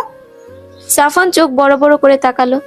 বেলের কাটা আর খেজুরের কাটার ভয়াবহতার কথা শুনেছে সে, আজকে প্রত্যক্ষদর্শীও হলো। শিমুর এবার সাফওয়ানের উন্মুক্ত বুকের দিকে নজর গেল। শার্ট লেস বুকে বলতে গেলে তেমন একটা লোম নেই, বেশ আকর্ষণীয় লাগছে দেখতে। শিমু অন্যদিকে ঘুরে ঢোক গিলল। মনে মনে বলল, লোকটা কি জিম করে নাকি? সাফওয়ান শিমুর চোখ ঘুরিয়ে নেওয়া দেখে মনে মনে হাসলো। ভাবলো, বউ যদি এত আদর করে মেডিসিন লাগিয়ে দেয় তবে একটু আধটু ব্যথাতে কিছুই হয় না। ফিহা আর রিহা অসহায়ের মতো বোনজামের দিকে তাকিয়ে আছে। এই ভেবে তাদের কারণে তাদের দুলাভাইকে এত কষ্ট পোহাতে হচ্ছে। মানুষ সামাজিক জীব, মানুষ একাকী জীবনযাপন করতে পারে না। তার জন্যই গড়ে ওঠে পরিবার। পরিবারের মানুষগুলো একে অপরের সাথে গভীর বন্ধনে আবদ্ধ থাকে, কিন্তু সেই বাঁধন ছেদ করে মেয়েদের চলে যেতে হয় শ্বশুর বাড়ি। এক মুহূর্তে পর হয়ে যায় নিজের পরিবার, আর শুরু হয় অন্য পরিবারের সাথে মানিয়ে চলা। এই জটিল সময়টাতে প্রত্যেকটা মেয়ের সাথে তার স্বামীর ভালোবাসাটা থাকা প্রয়োজন। গাড়িতে চুপ করে মন খারাপ করে বসে আছে শিমু। ভেবেছিল এতদিন পর বাড়িতে এসেছে, কিছুদিন থাকতে পারবে, কিন্তু আফসোস সেটা আর হলো না। সকালে আয়ান ফোন করেছিল, বলল দাদি নাকি বাথরুমে পড়ে গিয়েছে, যার ফলে পায়ে ভীষণ ব্যথা পেয়েছে। সাফনকে বারবার নাকি দেখতেও চাইছে, তাই এত তাড়াহুড়ো করে চলে আসা। শিমুর ইচ্ছে করছিল না বাবা আর ছোট 2 বোনকে ফেলে আসতে। বাবার একাকী এই বয়সে থাকাটা অনেক কষ্টের। তারপরে তার ছোট 2 বোনও মায়ের আদর থেকে বঞ্চিত। কত বলেছে বাবাকে, বাবা আরেকটা বিয়ে করো, কিন্তু বাবা মানতে নারাজ। কালকে রাতে সাফওয়ানও কথায় কথায় বলছিল, আব্বু, আপনার একজন সঙ্গীর প্রয়োজন, ফিয়ারিয়ারও একজন মায়ের প্রয়োজন। মজিদ একগাল হাসি দিয়ে বলেছিল, বাবা, ভালোবাসার মানুষটার জায়গা তার জন্য একান্তই তোলা থাকে। তুমি যদি তাকে গভীরভাবে ভালোবাসো, তার অনুপস্থিতিতেও তোমার কখনো একা মনে হবে না, মনে হবে সে তোমার আশেপাশে আছে। আর ফিয়ারিয়ার কথা বলছো, ওদের জন্য আমি মা আনতেই পারি, কিন্তু সেই মা যে ওদেরকে ভালোবাসবে তার কি গ্যারান্টি আছে? আর আমার কোনো সঙ্গিনীর প্রয়োজন নেই। এক জীবনে যার সঙ্গ পেয়েছি তাকে ভেবে ভেবেই চলে যাবে আমার। সাফওয়ান মুগ্ধ হয়ে শুনে তার শ্বশুরের কথা। ভালোবাসা যে কতটা সুন্দর, শুধুমাত্র যে ভালোবাসতে জানে সেই এর প্রকৃত অর্থ বুঝতে পারে। আর স্বামী স্ত্রীর মাঝে যে ভালোবাসাটা থাকে সেটা হয় পবিত্র, যার মাঝে রয়েছে অন্যরকম প্রশান্তি। শিমুর চিন্তা ভাবনার মাঝেই গাড়ি এসে থামলো সাফওয়ানদের বাড়ির সামনে। সাফওয়ান নিজ স্ত্রীর দিকে একবার তাকিয়ে গাড়ি থেকে নেমে গেল। শিমুও বেরিয়ে এলো গাড়ি থেকে। দুজনে একসাথে ভিতরে আসলো। কলিং বেল চাপতে রহিমা খালা এসে দরজা খুলে দিল। সাফওয়ান ভিতরে আসতে দেখলো দাদি সোফার উপর পা টান টান করে বসে আছে, পায়ে ব্যান্ডেজ করা। সাফওয়ান এগিয়ে গিয়ে দাদির পায়ের কাছে বসলো। কেমন আছো এখন? দাদি কাঁদো কাঁদো হয়ে উত্তর দিল, এই তো যা দেখেছিস। বাথরুমে পড়ে গেলে কি করে? কিভাবে যে পড়ে গেলাম। ও, তাহলে তুমি রেস্ট করো, আমি এখনই ফ্রেশ হয়ে আসছি। শিমু গুটিসুটি মেরে এক কোণে দাঁড়িয়েছিল। মনে মনে ভাবলো মহিলাটা যতই খারাপ হোক, ব্যথা যেহেতু পেয়েছে তার একবার জিজ্ঞেস করা উচিত। শিমু কাছে গিয়ে দাদি বলে ডাক দিল একবার। রাজিয়া বেগম অন্যদিকে মুখ ঘুরিয়ে নিলেন, যেন সবকিছুর জন্য শিমু দায়ী। শিমু কিছুটা অপমান বোধ করলো, আর কিছু না বলে নিজের ঘরে ফ্রেশ হতে যাবে, অমনি শাশুড়ি কোথা থেকে যেন ছুটে আসলো। শিমু, ওই দিকে কই যাচ্ছ? জি আম্মা, ফ্রেশ হতে যাচ্ছি। ওই দিকে না, তুমি সাফওয়ানের ঘরে যাও। আমি তোমার সব কিছু ওই ঘরে রেখে এসেছি। কিন্তু আম্মা। আমি আশা রাখছি তুমি আমার ওপরে কোনো কথা বলবে না। দাদি মুখ বাঁকিয়ে ব্যঙ্গ করে বলল, আদি খেতা। লায়লা বেগম তার কথায় কোনো পাত্তা দিলেন না। শিমু গুটি গুটি পায়ে সিঁড়ি ডিঙিয়ে সাফওয়ানের কক্ষে দরজার সামনে গেল। দরজা খোলাই আছে, তবুও শিমু দরজায় খটখট আওয়াজ করলো। সাফওয়ান ভিতর থেকে আওয়াজ দিয়ে বলল, ভিতরে আসো। শিমু জানে এটা তাকে উদ্দেশ্য করে বলা হয়নি, তবুও সে ভিতরে গেল। সাফওয়ান বাথরুমে আছে, সেখান থেকে পানির শব্দ আসছে। শিমু পুরো ঘরে চোখ বুলালো। অতঃপর তার নজরে পড়লো ঘরের এক কোণে রাখা লাগেজগুলোর দিকে, যেখানে লায়লা তার পোশাক জিনিসপত্র রেখে গেছে। গুটি গুটি পায়ে সেদিকে এগুলো। লাগেজ খুলে একটা হালকা গোলাপি রঙের 3 পিস বের করলো। এর মাঝে দরজা খোলার শব্দ এলো। শিমু দ্রুত পিছনে ঘুরলো। সাফওয়ান দাঁড়িয়ে আছে আর তার দিকে হাঁ করে তাকিয়ে আছে। তাকে দেখেই মনে হচ্ছে সে এখানে শিমুকে দেখবে, ভাবতেও পারেনি। পরনে একটা জিন্সের প্যান্ট আর কালো রঙের গেঞ্জি, আর কাঁধে টাওয়াল। চুল দিয়ে টপ টপ করে পানির ফোঁটা পড়ছে। শিমু উঠে দাঁড়িয়ে নিজের লাগেজগুলোর দিকে ইশারা করে বলল, আম্মা বলেছে আজ থেকে এই রুমে থাকতে। সাফওয়ান লাগেজগুলোর দিকে তাকালে সেগুলো কিছু খেয়াল না করে ওয়াশরুমে চলে গেছিল। মনে মনে মায়ের সিদ্ধান্তে খুশি হলো, কিন্তু শিমুকে কিছু বুঝতে দিল না। চুপচাপ রুম থেকে বেরিয়ে গেল। শিমু তার যাবার দিকে তাকিয়ে ভাবলো, লোকটা কি তার এই ঘরে আসাতে বিরক্ত হয়েছে? সাফওয়ান নিজের রুম থেকে বেরিয়েই মায়ের কাছে চলে গেল। মাকে একটা বিশাল ধন্যবাদ দিতে হবে, মনে মনে আওড়ালো। আসলেই মা গ্রেট। তাড়াতাড়ি মায়ের কাছে গিয়ে মাকে পিছন থেকে জড়িয়ে ধরলো। মা তুমি বেস্ট। ধন্যবাদ যদি কাউকে দেওয়ার থাকে আমাকে দাও ব্রো। সাফওয়ান আয়ানের দিকে ভ্রু কুচকে তাকালো। আয়ান বেশ আরাম করে বসে আপেল খাবার প্রস্তুতি নিচ্ছে। কেন তোকে দিব? আমাকে দিবি না তো কাকে দিবি? আমি তো বুদ্ধিটা মাকে দিলাম। সাফওয়ান আয়ানের হাত থেকে আপেল নিয়ে কামড় বসিয়ে বলল, ধন্যবাদ। আমি শুধু ধন্যবাদ নিব না, বল কি লাগবে তোর? কানে কানে বলি। আচ্ছা। আমার না বউ লাগবে। সাফওয়ান আয়ানের পিঠে জোরে করে থাপ্পড় বসিয়ে দিল। কথা ঠিক করে বলিস, আমি তোর বড় ভাই। আয়ান পিঠে হাত বুলাতে বুলাতে ভাইয়ের দিকে অসহায়ের মতো তাকিয়ে আছে। যার জন্য এত কিছু করতেছে সেই ভাইও তার দুঃখ বুঝলো না রে। ডিনারে সবাই একসাথে খাবার খেতে বসেছে। শিমু আর লায়লা বেগম খাবার সার্ভ করছে। আলতাফ গম্ভীর কণ্ঠে বলে উঠলেন, সাফওয়ান, তুমি ঢাকায় ফিরছো কবে? আব্বু ফিরবো 3 তারিখে। ও, তার মানে 2 দিন আছো। জি। আলতাফ এবার আরো গম্ভীর কণ্ঠে বললেন, তাহলে তোমার তো সেখানে একা সবকিছু করতে কষ্ট হয়, তুমি বরং বৌমাকে নিয়ে যাও। রাজিয়া বেগম খাবার রেখে আলতাফের দিকে বড় বড় চোখ করে তাকালেন। কি বলছিস তুই? আলতাপ, শিমু চলে গেলে বৌমার কষ্ট হবে তো।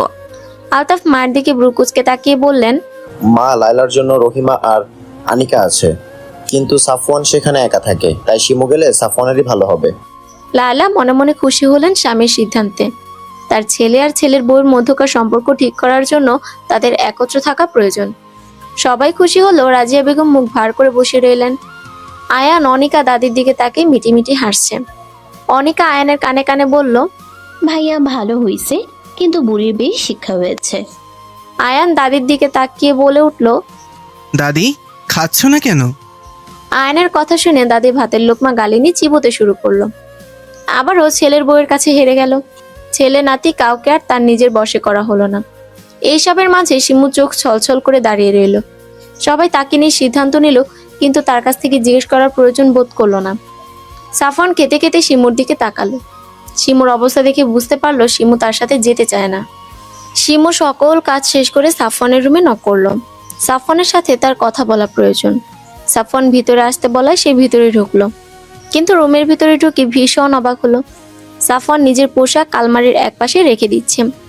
কৌতূহল নিয়ে শিমু জিজ্ঞেস করলো, আপনি আপনার জিনিসগুলো একপাশে রাখছেন কেন? সাফওয়ান কোনো প্রতিক্রিয়া না করে এবার শিমুর লাগেজগুলো ধরতে যাবে, অমনি শিমু দৌড়ে গিয়ে সাফওয়ানের হাত সরিয়ে দেয়। সাফওয়ান ভ্রু কুঁচকে তাকায়। কি হলো, হাত সরালেন কেন? আপনি আমার লাগেজ ধরেছেন কেন? সাফওয়ান শিমুর থেকে লাগেজ নিয়ে বলল, পোশাক গুছিয়ে রাখবো।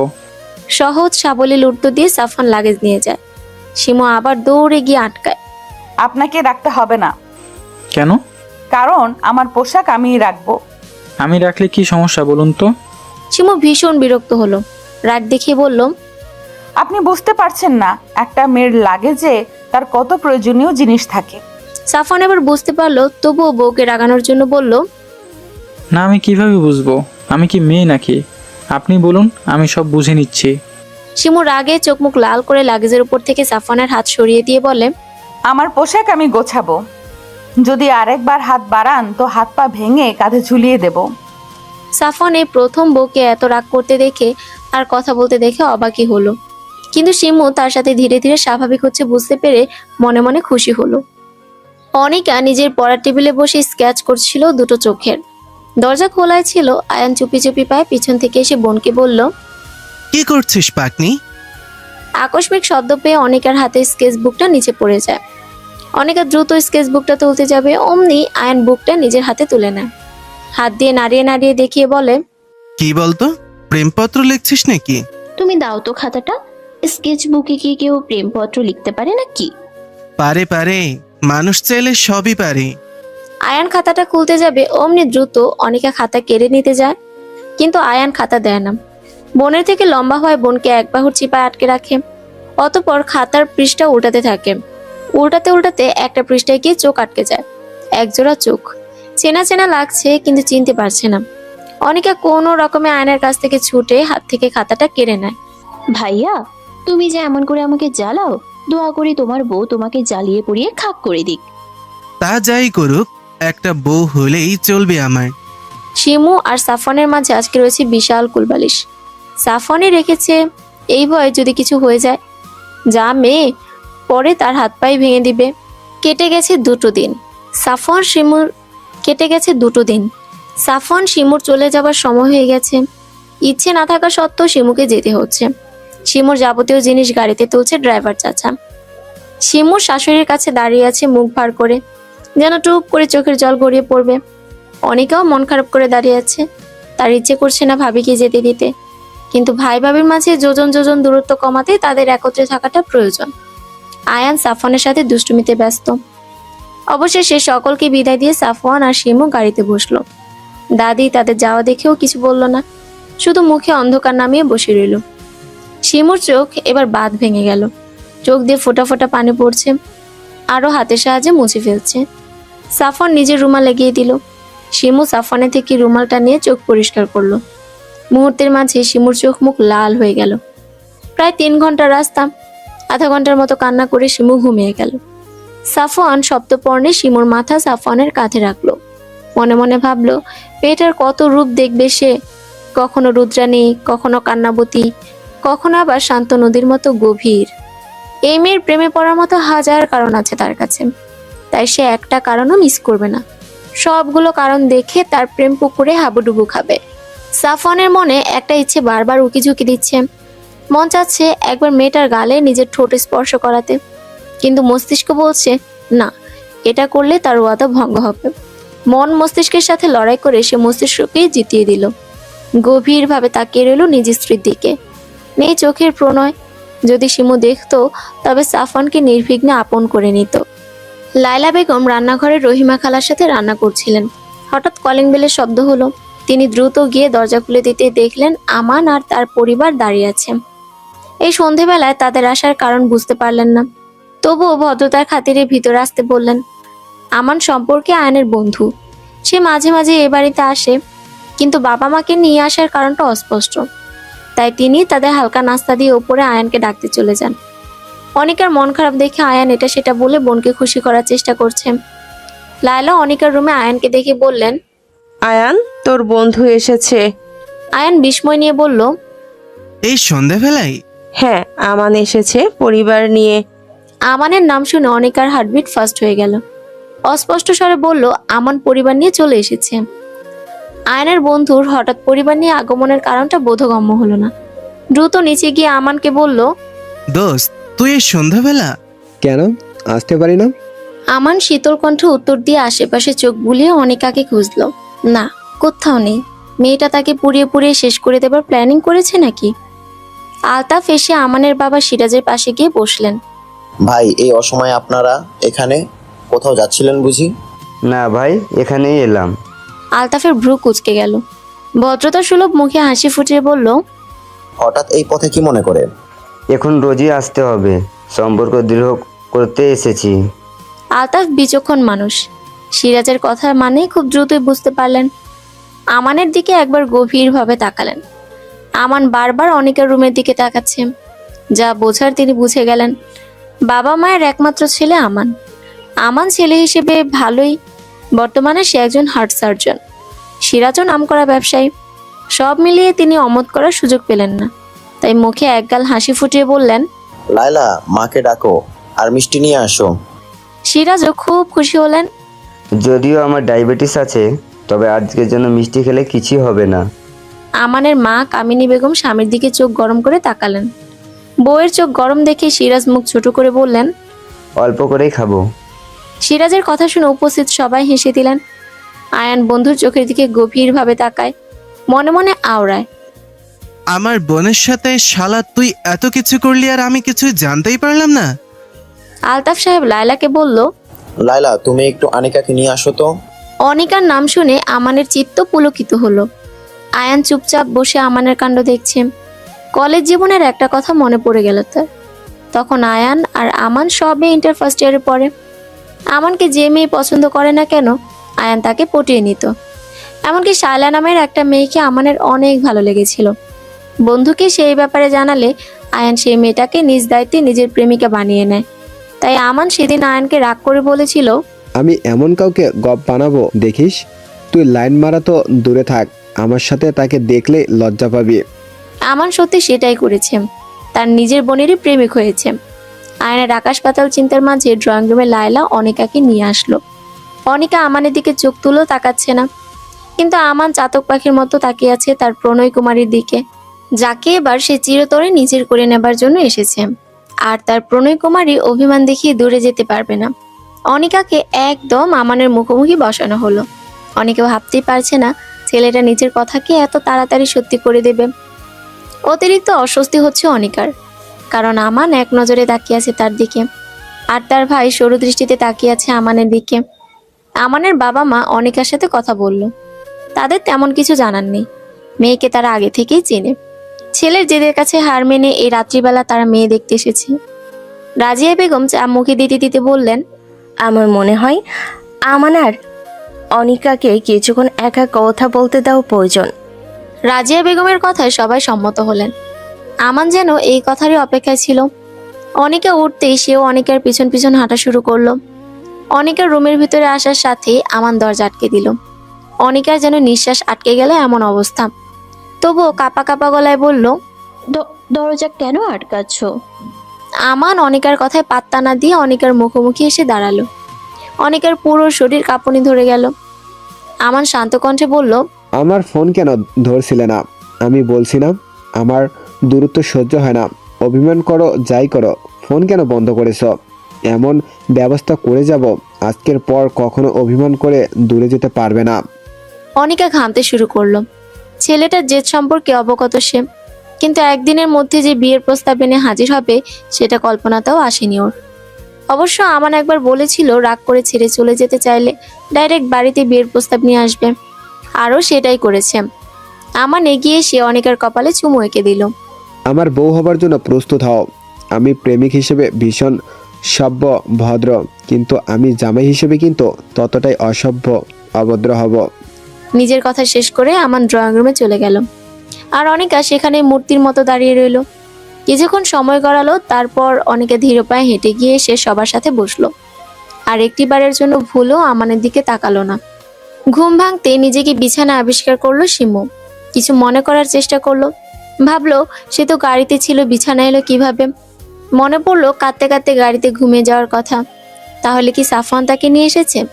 কিন্তু কেমন করে নিয়ে এসেছে? কোলে করে নয় তো? ভাবতেই শিমুর কান গরম হয়ে গেল। শেষমেশ ওই লোকটার কোলে উঠেছে ও। নিজেকে নিজেই কতক্ষণ বকাঝকা করলো। তার ভাবনার মাঝেই সাফওয়ান ওয়াশরুম থেকে বের হলো চুল মুছতে মুছতে। শিমু সেদিকে তাকিয়ে ভ্রু কুঁচকে নিল। মনে মনে ভাবলো, এত বড় দামড়া ছেলে একটা মেয়ের সামনে কিভাবে 3 কোয়ার্টার প্যান্ট আর সেন্টু গেঞ্জি পরে দাঁড়িয়ে থাকতে পারে? এর কি লজ্জা নেই? সাফওয়ান শিমুর দিকে তাকিয়ে অমায়িক হাসি দিল। শিমুর যেন সেই হাসিতে গা জ্বলে গেল। সাফওয়ান ড্রেসিং টেবিলের সামনে গিয়ে চুলে চিরুনি চালাতে চালাতে বলল, প্রায় 3 ঘন্টার রাস্তা তো ঘুমিয়ে এলেন, এখনো কি ঘুমানোর প্ল্যানিং আছে নাকি? শিমু সাফওয়ানের কথার উত্তর দেবার প্রয়োজন বোধ করলো না। চুপচাপ উঠে নিজের পোশাক নিয়ে ওয়াশরুমে চলে গেল। সাফওয়ান শিমুর যাওয়ার দিকে তাকিয়ে মনে মনে বলল, ঘুম থেকে উঠেই ঝাঁস লবঙ্গ ঝাঁস দেখানো শুরু করে দিয়েছে। আমানের পরিবার একটু আগেই চলে গেছে। অনেকে বসে বসে দাঁত কামড়াচ্ছে। আলতাফ বিয়ে সম্পর্কে তেমন কিছু জানায়নি আমানের পরিবারকে, শুধু বলেছে, দেখেন ভাই, হুট করেই তো বিয়ের মতো এত বড় কাজ সম্পন্ন করা যায় না, তার জন্য সময় প্রয়োজন।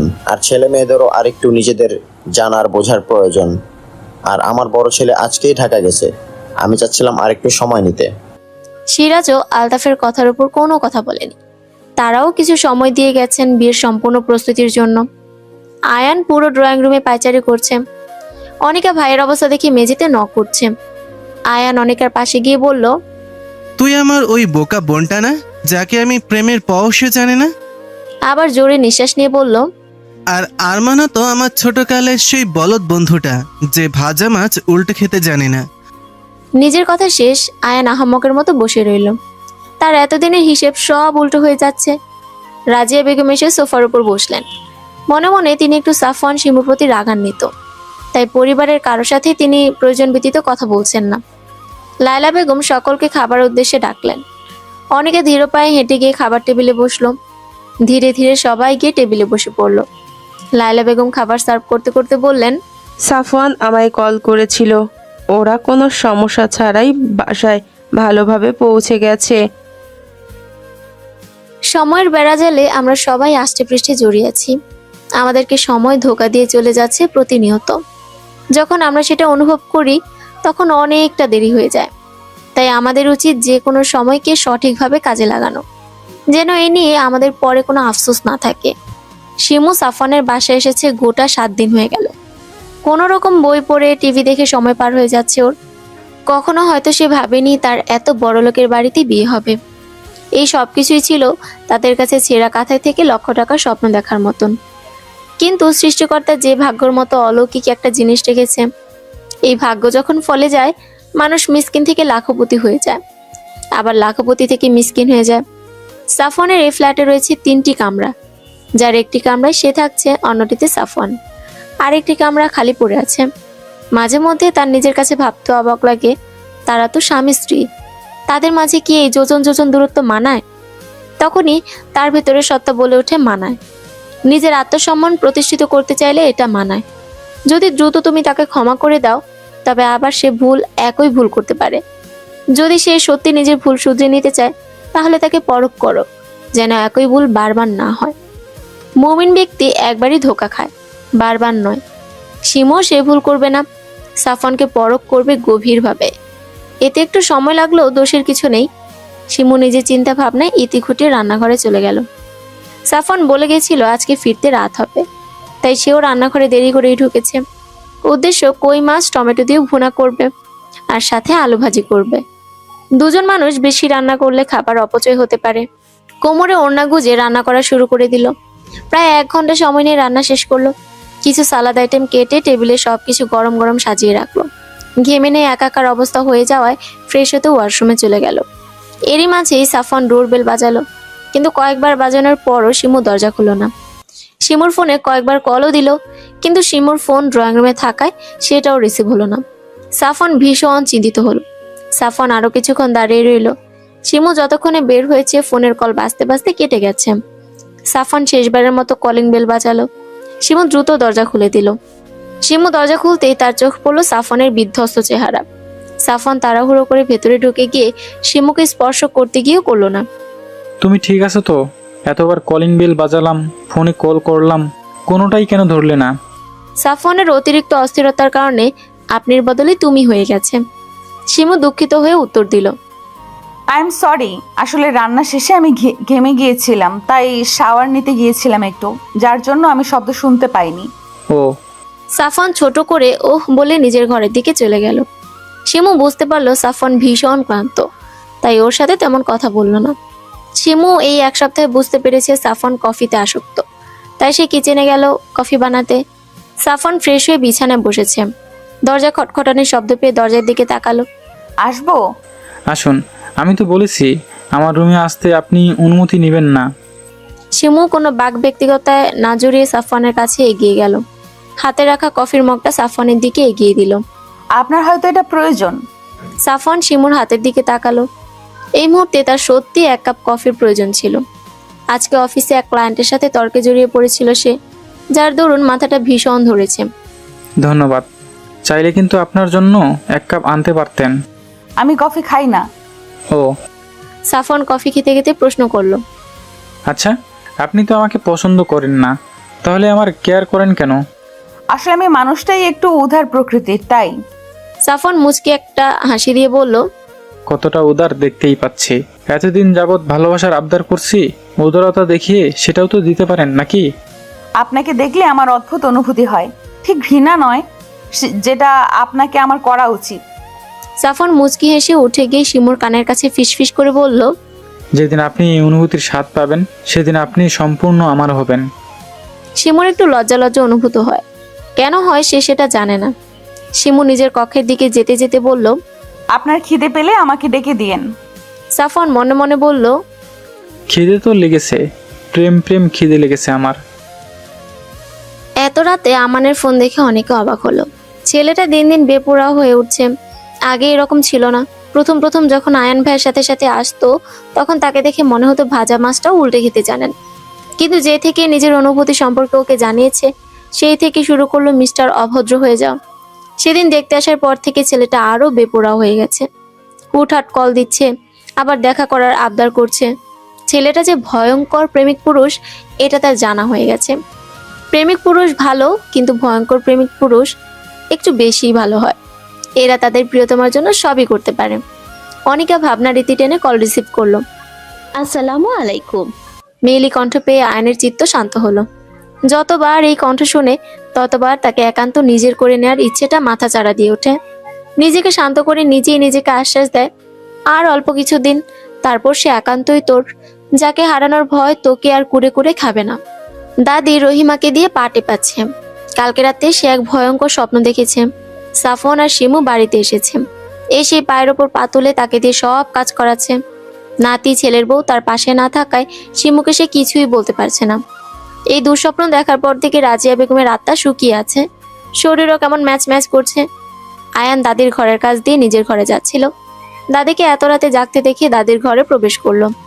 গিয়েও দেখলো রহিমা খালা পা টিপছে আর ঘুমে ঢুলছে, কিন্তু বুড়ির চোখে ঘুম নেই। আয়ান রহিমা খালাকে চলে যেতে বলে নিজে দাদির পা টিপে দিতে শুরু করলো। কথায় কথায় দাদিকে জিজ্ঞেস করলো, ঘুমোচ্ছ না কেন? ঘুম কি আমার আর আছে? কেন? ঘুম তো আমার কবে উড়ে গেছে, যেদিন থেকে আমার নাতি গরিব একটা মেয়েকে বিয়ে করেছে। জানিস আমার কত স্বাদ ছিল। আয়ান দাদির কথা শেষ না করতে দিয়ে বলল, দাদি, আমার ঘুম পেয়েছে, আমি আসছি। নিজের কথা শেষ করে আয়ান আর এক সেকেন্ডও দেরি করলো না, দ্রুত দাদির কক্ষ থেকে বেরিয়ে গেল। রাজিয়া বেগম নাতির চলে যাওয়ার দিকে বিষণ্ণ চোখে তাকিয়ে রইলেন। তার কথা শোনার মতো কেউ নেই। একটি সুন্দর সন্ধ্যা শিমু ব্যালকনিতে দাঁড়িয়ে আছে। সাফন আজকে বাসায় আছে। সাফন ড্রয়িং রুমে থাকায় শিমু রুম থেকে বের হচ্ছে না। সাফনের সামনে গেলে নিজের মধ্যে একরকম জড়তা অনুভব হয় ওর। কেন এই জড়তা সেটা শিমু জানে না। সাফনের চোখে গভীর প্রণয় দেখলে মনে হয় সব কিছু ভুলে যেত, কিন্তু তার যুবতী মন সাফনের জন্য তীব্র অভিমান পুষিয়ে রেখেছে।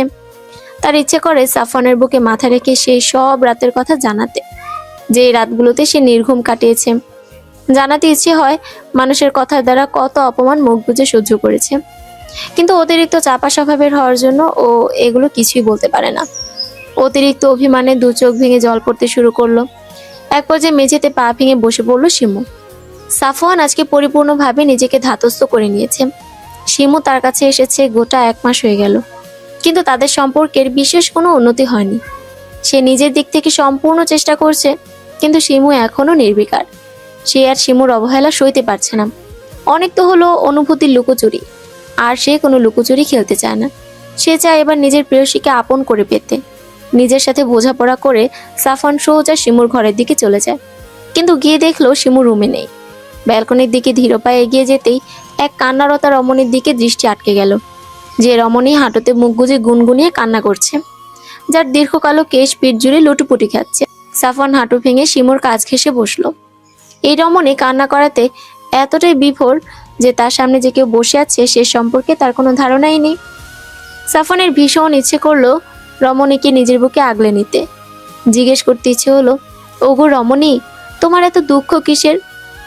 ওর মধ্যে হঠাৎ কোথা থেকে যেন একরাশ অধিকার বোধ তৈরি হলো। হাত বাড়িয়ে আগলে নিল নিজের প্রেয়সীকে। শিমু পুরুষালী হাতের ছোঁয়াপে একটু ভরকালো, থমকালো, স্তব্ধ হয়ে গেল। নিজের লুকানো কান্না কারো সামনে প্রকাশ হয়ে যাওয়ার ভয়ে সাফনের বুক থেকে মাথা তুলতে চাইল, কিন্তু সাফন তুলতে দিল না। জোর করেই মাথা নিজের বুকে চেপে রাখলো। শিমু স্পষ্ট শুনতে পেল সাফনের বুকের অস্বাভাবিক ধুকপুকানি। দীর্ঘ সময় কেটে গেল নীরবতার মধ্যে। নীরবতা ভেঙে সাফন বলে উঠল, শিমু, আমরা কি পারি না আমাদের মাঝের এই যোজন যোজন দূরত্বের ইতি টানতে? আমরা কি পারি না আমাদের একটা সুখের সংসার সাজাতে? শিমুর কাছে সাফনের কণ্ঠ ভীষণ কাতর শোনালো। কি সহজ আবদার! ইতিমধ্যে সাফনের হাতে বাঁধন আলগা হয়ে গেছে। শিমু সাফনের বুক থেকে মাথা তুলে সাফনের চোখের দিকে তাকায়। সাফন লক্ষ্য করলো শিমুর চোখ অসম্ভব রকম লাল হয়ে আছে। কান্না করার ফলে নাকের ডগাও ফুলে লাল হয়ে গেছে। শিমুর অভিমানে পরিপূর্ণ অক্ষি কোটরে জল থই থই করছে। সাফন শিমুর নীরবতা দেখে আবার প্রশ্ন করলো, বলুন না, আমরা পারি না অতীত ভুলে গিয়ে আবার সবটা নতুন করে সাজাতে? হঠাৎই অভিমানী মেয়েটা একরাশ অভিমান নিয়ে বলতে শুরু করলো, কোনটাকে ভুলে যেতে বলছেন সাফওয়ান আপনি? বাসরাতে স্ত্রীকে প্রত্যাখ্যান করে চলে যাওয়াকে, নাকি প্রতিনিয়ত আমার অপমানিত হওয়াকে, নাকি নিজের সম্মান বিকিয়ে দিয়ে একটা মেয়ের শ্বশুর বাড়িতে পড়ে থাকাকে, নাকি দিনের পর দিন আপনার দাদির কটু কথাকে শোনাকে? আপনার যখন এতটাই আমাকে অপছন্দ, তবে কেন বিয়ে করেছিলেন আমায়? প্রতিনিয়ত আপনার আত্মীয়রা, প্রতিবেশীরা আমাকে ঠাট্টা তামাশা করত, আম্মা আড়াল করত, কিন্তু আমি টের পেয়েই যেতাম। শিমু কিছুক্ষণ থেমে আবার বলতে শুরু করলো, আপনি কি কখনো চিন্তা করেছেন বিয়ের রাতে একটা মেয়ে কতটা আশা স্বপ্ন বুকের মাঝে পুষে রাখে? কিন্তু সেদিন আপনি এলেন না। আমি পুরো রাত আপনার জন্য বসেছিলাম। সকালবেলা আপনার দাদি এসে বলল আমি নাকি অপয়া কলঙ্কিনী, তাই তার নাতি আমাকে ফেলে চলে গেছে। আপনার দাদি প্রতিনিয়ত আপনার চলে যাওয়ার জন্য আমাকে দায়ী করত। বিয়ের পরে বাবা কতবার আপনার সাথে কথা বলতে চেয়েছে, কিন্তু আমি বাবাকে মিথ্যা বলেছি। নিজের কষ্টগুলোকে আড়াল করে আমার বাবার সাথে হাসি মুখে কথা বলেছি।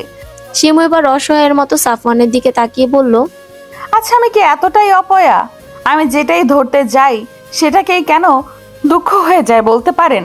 আমিও তো আপনার জন্য এক বুক ভালোবাসা নিয়ে এসেছিলাম, কিন্তু আপনার প্রত্যাখ্যান পেয়ে সেগুলো কেমন ফিকে হয়ে গেছে।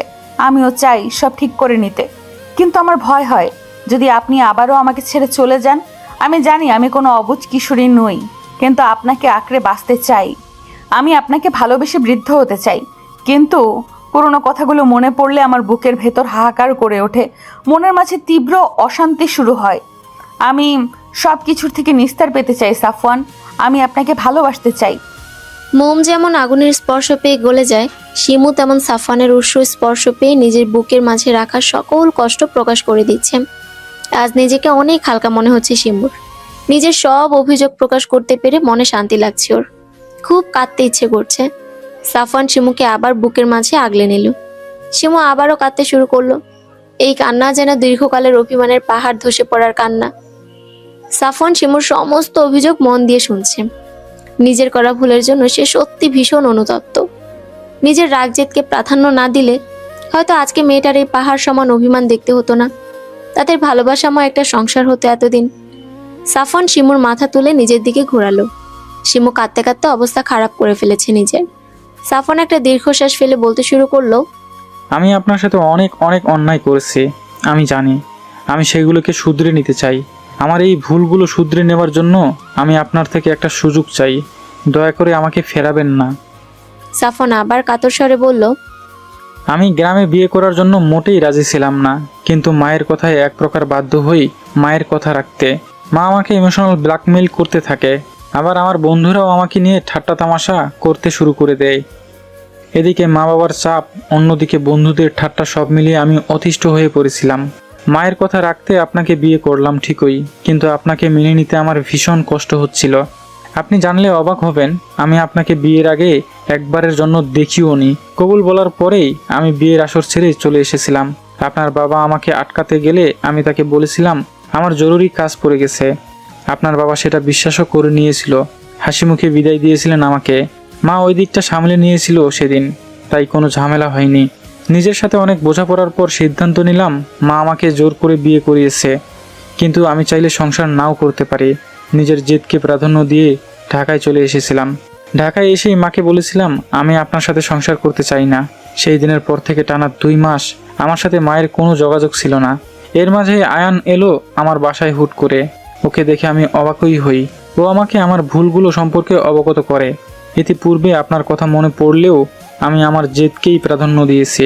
আয়ান যখন আপনার সাথে আমার করা অন্যায়গুলোর সম্পর্কে ধারণা দিল, তখন আমি বুঝতে পারলাম নিজের জেদের বসে আমি আমার স্ত্রীকে কতটা কষ্ট দিয়েছি। ধীরে ধীরে আমার চিন্তাধারা বদলালো, আপনার প্রতি আমার অনুভূতি কাজ করতে শুরু করলো। আয়ানকে নিজের মনের কথাগুলো বললাম। আয়ান আমাকে আশ্বস্ত করলো সব ঠিক হয়ে যাবে। আমিও নিজের করা ভুলগুলোর জন্য আপনার কাছে ক্ষমা চাইতে মরিয়া হয়ে উঠলাম। আয়ানের সাথে গেলাম বাড়িতে, যে সম্পর্কে বাড়ির কেউ কিছুই জানতো না। যাওয়ার পরের দিনেই বাবা আমাকে আলাদা ডেকে নিয়ে অনেক বকাঝকা করেছে। বাবাকে কোনো রকমে আয়ান সামলে নিল, বাবাও শান্ত হলেন। আমি তারপর থেকে নিজের সবটা দিয়ে চেষ্টা করছি নিজের ভুল শুধরে নেবার। আপনি কি আমাকে এখনো ক্ষমা করবেন না শিমু? আমি সত্যি চাই আপনার সাথে জীবনের শেষ মুহূর্ত পর্যন্ত কাটাতে। আমি আপনাকে ভালোবেসে ফেলেছি শিমু। সাফওয়ান এবার আরো অসহায় কণ্ঠে বলে উঠল, আমি তো ভুল করেছি আমি জানি, সেই জন্য আমি ভীষণভাবে অনুতপ্ত। আমি আর এই অপরাধবোধ নিয়ে বাঁচতে চাই না। আপনি দয়া করে আমাকে এই অপরাধবোধ থেকে মুক্তি দিন। একটি বিষাদময় রাতের শেষে একটি সুন্দর প্রভাতের আগমন।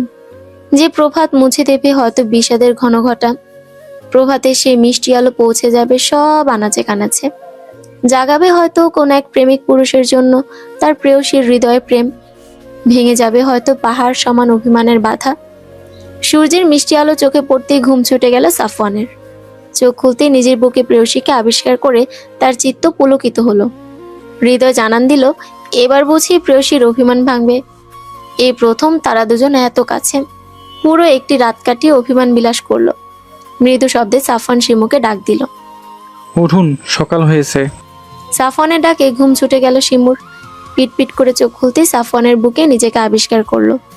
মনে পড়ে গেল কাল রাতের কথা। সবকিছু মনে পড়তে লজ্জায় দুগাল রাঙা হয়ে গেল। কিশোরী মেয়েদের মতো কালকে কি করছে ভাবতেই যুবতী মন অশান্ত হয়ে উঠল। লজ্জায় মাটির বুকে নিজেকে আড়াল করতে মন চাইলো। দ্রুত সাফওয়ানের বুক থেকে মাথা সরিয়ে নিয়ে উঠে দাঁড়ালো। এভাবে সারা রাত বেকায়দায় কাটানোর জন্য শরীরে কিছুটা ব্যথা অনুভব হলো। সাফওয়ান শিমুর সামনে উঠে দাঁড়ালো। তারপর শিমুর দিকে একটু নিচু হয়ে শিমুর কপালে নিজের ওষ্ঠ স্পর্শ করালো। শিমুর সর্বশরীর কাঁপুনি দিয়ে উঠল যেন। এটা ওর কাছে প্রথমবার ছিল, যার জন্য ও একটু অপ্রস্তুত হয়ে গেল। সাফওয়ান শিমুর দিকে তাকেই অমায়িক হাসি দিয়ে বলল, কান্নাকাটি করে তো অবস্থা খারাপ করে ফেলেছেন। রাতে তো আমার বা আপনার কারোরই কিছু খাওয়া হয়নি। আমি ফ্রেশ হয়ে নিচে যাচ্ছি খাবার কিনতে, আপনি সে পর্যন্ত ফ্রেশ হয়ে নিন। সাফওয়ান নিজের বাক্য শেষ করে আবার একটু হাসি দিয়ে চলে গেল নিজের কক্ষে। শিমুর মনে হলো আজ তার কাছে সাফওয়ানকে অনেক বেশি ভালো লাগছে। এই যে তার এই মিষ্টি হাসিটা যেন হৃদয়ে গিয়ে লেগেছে। নিজেকেও ভীষণ হালকা লাগছে ওর। সাফওয়ানের এই হাসিটা দেখার জন্য যুগ যুগ বাঁচতে ইচ্ছা করছে। আয়ান আর আলতাফ প্রাতভ্রমণ শেষে বাসায় ফিরেছে মাত্র। রাজিয়া বেগম তাদের কাছে 2 গ্লাস পানি নিয়ে এসে বসলেন। আলতাফের দিকে 1 গ্লাস পানি এগিয়ে দিতে দিতে বললেন, আমার মনে হয় বিয়ে নিয়ে এবার আমাদের পরিবারের সাথে কথা বলা দরকার। মা ঠিকই বলেছেন। এবার আমাদের এই বিষয় নিয়ে আগানো প্রয়োজন। আর সাফওয়ানকেও আমি এ ব্যাপারে আজকেই জানাবো। কি বলো আয়ান? আব্বু, আপনি ভাইয়ের সাথে কথা বলুন। অনিকা আড়াল থেকে সব কথা শুনে নিজের কক্ষের দিকে দৌড়ে চলে গেল। তার ভীষণ লজ্জা লাগছে। অবশেষে তার প্রণয় কুমার তার হবে ভাবতেই সারা শরীর জুড়ে অদ্ভুত শিহরণ হচ্ছে। নিজের কক্ষে রাখা ড্রেসিং টেবিলের সামনে গিয়ে লাল ওড়না দিয়ে মুখ ঢেকে দেখলো কেমন লাগে। বধূ বেশে নিজেকে কল্পনা করতে দুগালের রক্তিম আভা ছড়িয়ে পড়ল। আচ্ছা, আমানের কেমন অনুভূতি হবে যদি সে জানতে পারে খুব শীঘ্রই তাদের বিয়ে হচ্ছে? না না, সে আর ভাবতে পারছে না। লজ্জায় আড়ষ্ট হচ্ছে বারবার। সাফওয়ান আজকে নিজের কর্মক্ষেত্র থেকে দ্রুত প্রস্থান করে শপিং মলের উদ্দেশ্যে বেরিয়ে পড়েছে। বউকে তেমন কিছুই দেওয়া হয়নি তার। পরে বউ তাকে কৃপণ বলুক, সে সেটা চায় না। গাড়ি পার্কিং লটে রেখে বেরিয়ে গেল শপিং মলের দিকে। উদ্দেশ্য বউকে উপহার দেওয়ার। শপিং মল থেকে বের হতে হতেই বিকেল হয়ে গেল। মনে মনে বলল, মেয়েদের জিনিস ক্রয় করা ভীষণ কষ্টসাধ্য, এটা মেয়েরাই ভালো করতে পারে। এরপর শপিং ব্যাগগুলো গাড়িতে রেখে বাসার উদ্দেশ্যে রওনা হলো। বাসায় পৌঁছে 2বার কলিং বেল চাপতে শিমু দরজা খুলে দিল। শিমু সাফওয়ানের হাতের দিকে তাকাতেই অবাক হলো। প্রায় 10-12টির মতো শপিং ব্যাগ। সাফওয়ান শিমুর দিকে ব্যাগগুলো এগিয়ে দিয়ে বলল, এগুলো তোমার জন্য। শিমু সাফওয়ানের হাত থেকে ব্যাগগুলো নিতে সাফওয়ান গিয়ে ড্রয়িং রুমে রাখা সোফার উপর বসে পড়ল। শিমুকে উদ্দেশ্য করে বলল, আজকে রাতে আমরা ঘুরতে বের হব। আপনি এখান থেকে আপনার পছন্দ মতো একটা শাড়ি পরে তৈরি হয়ে নেবেন। প্রতিটা মেয়ে তার প্রিয় মানুষের দেওয়া ছোট ছোট উপহারগুলোতে পাহাড় সমান আনন্দ খুঁজে পায়। শিমুও তার ব্যতিক্রম নয়। সেও তার স্বামীর দেওয়া উপহারগুলো পেয়ে ভীষণ খুশি হয়েছে, কিন্তু সেটা প্রকাশ করলো না। নিজের পছন্দ মতো একটি কালো রঙের শাড়ি বেছে নিল শিমু।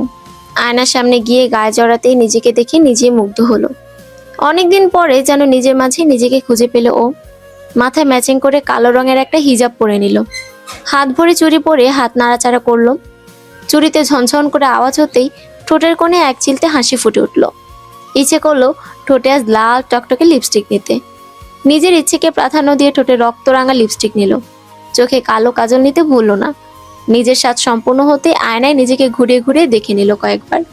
মনে মনে বলে উঠল, সবকিছু একদম পারফেক্ট। সাফওয়ান অনেকক্ষণ যাবৎ শিমুর জন্য অপেক্ষা করছে, কিন্তু এখন পর্যন্ত রুম থেকে বেরোনোর নামগন্ধ নেই। সে শুনেছিল মেয়েদের ড্রেস আপে একটু সময় লাগে, কিন্তু এতটা সময় লাগে সে ভাবতেও পারেনি। অধৈর্য হয়ে শিমুকে ডাকতে যাবে তার পূর্বে শিমু শাড়ির কুচি ঠিক করতে করতে রুম থেকে বেরিয়ে এলো। নিজের প্রিয়তমাকে শাড়িতে দেখে হৃদগতি কিছুটা অস্বাভাবিক হলো সাফওয়ানের। বুকের মধ্যে কে যেন কেউ হাতুড়ি পেটাচ্ছে ওর। 2-1বার চোখ এদিকে ওদিকে ঘুরিয়ে নিজেকে স্বাভাবিক করে নিল। শিমু সাফওয়ানকে উদ্দেশ্য করে বলল, আমি প্রস্তুত। সাফওয়ান মনে মনে বলল, আমাকে অপ্রস্তুত করে দিয়ে নিজে তো প্রস্তুত হবেনই। মুখে বলল, চলুন যাওয়া যাক।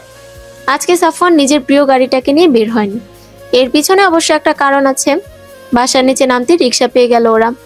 সাফওয়ান আগে শিমুকে উঠতে বলল। শিমু রিক্সায় কিছুটা সংকোচ নিয়ে বসে পড়ল। তারপর সাফওয়ান উঠে বসে পড়ল। শিমু সরে বসতে চাইলে সাফওয়ান শিমুর কোমর আঁকড়ে ধরল। কানে কানে ফিসফিস করে বলল, দূরে যেন সরে বসতে না পারেন, তার জন্যই এত আয়োজন। শিমু সাফওয়ানের দিকে চোখ বড় বড় করে তাকালো। তবে কি এই জন্যই নিজের গাড়িটা নিয়ে বের হয়নি সাফওয়ান? সাফওয়ান ঠোঁটের কোণে বাঁকা হাসি ফুটিয়ে বলল, আপনার ঠোঁটে লাল লিপস্টিক কিন্তু মারাত্মক লাগছে। পুরো রেড ওয়াইনের মতো দেখলেই নেশা ধরে যাচ্ছে। শিমু অপ্রস্তুত হয়ে অন্যদিকে মুখ ঘোরালো। তার কান গরম হয়ে গেছে লজ্জায়, সর্বাঙ্গ শরীর শিরশির করছে।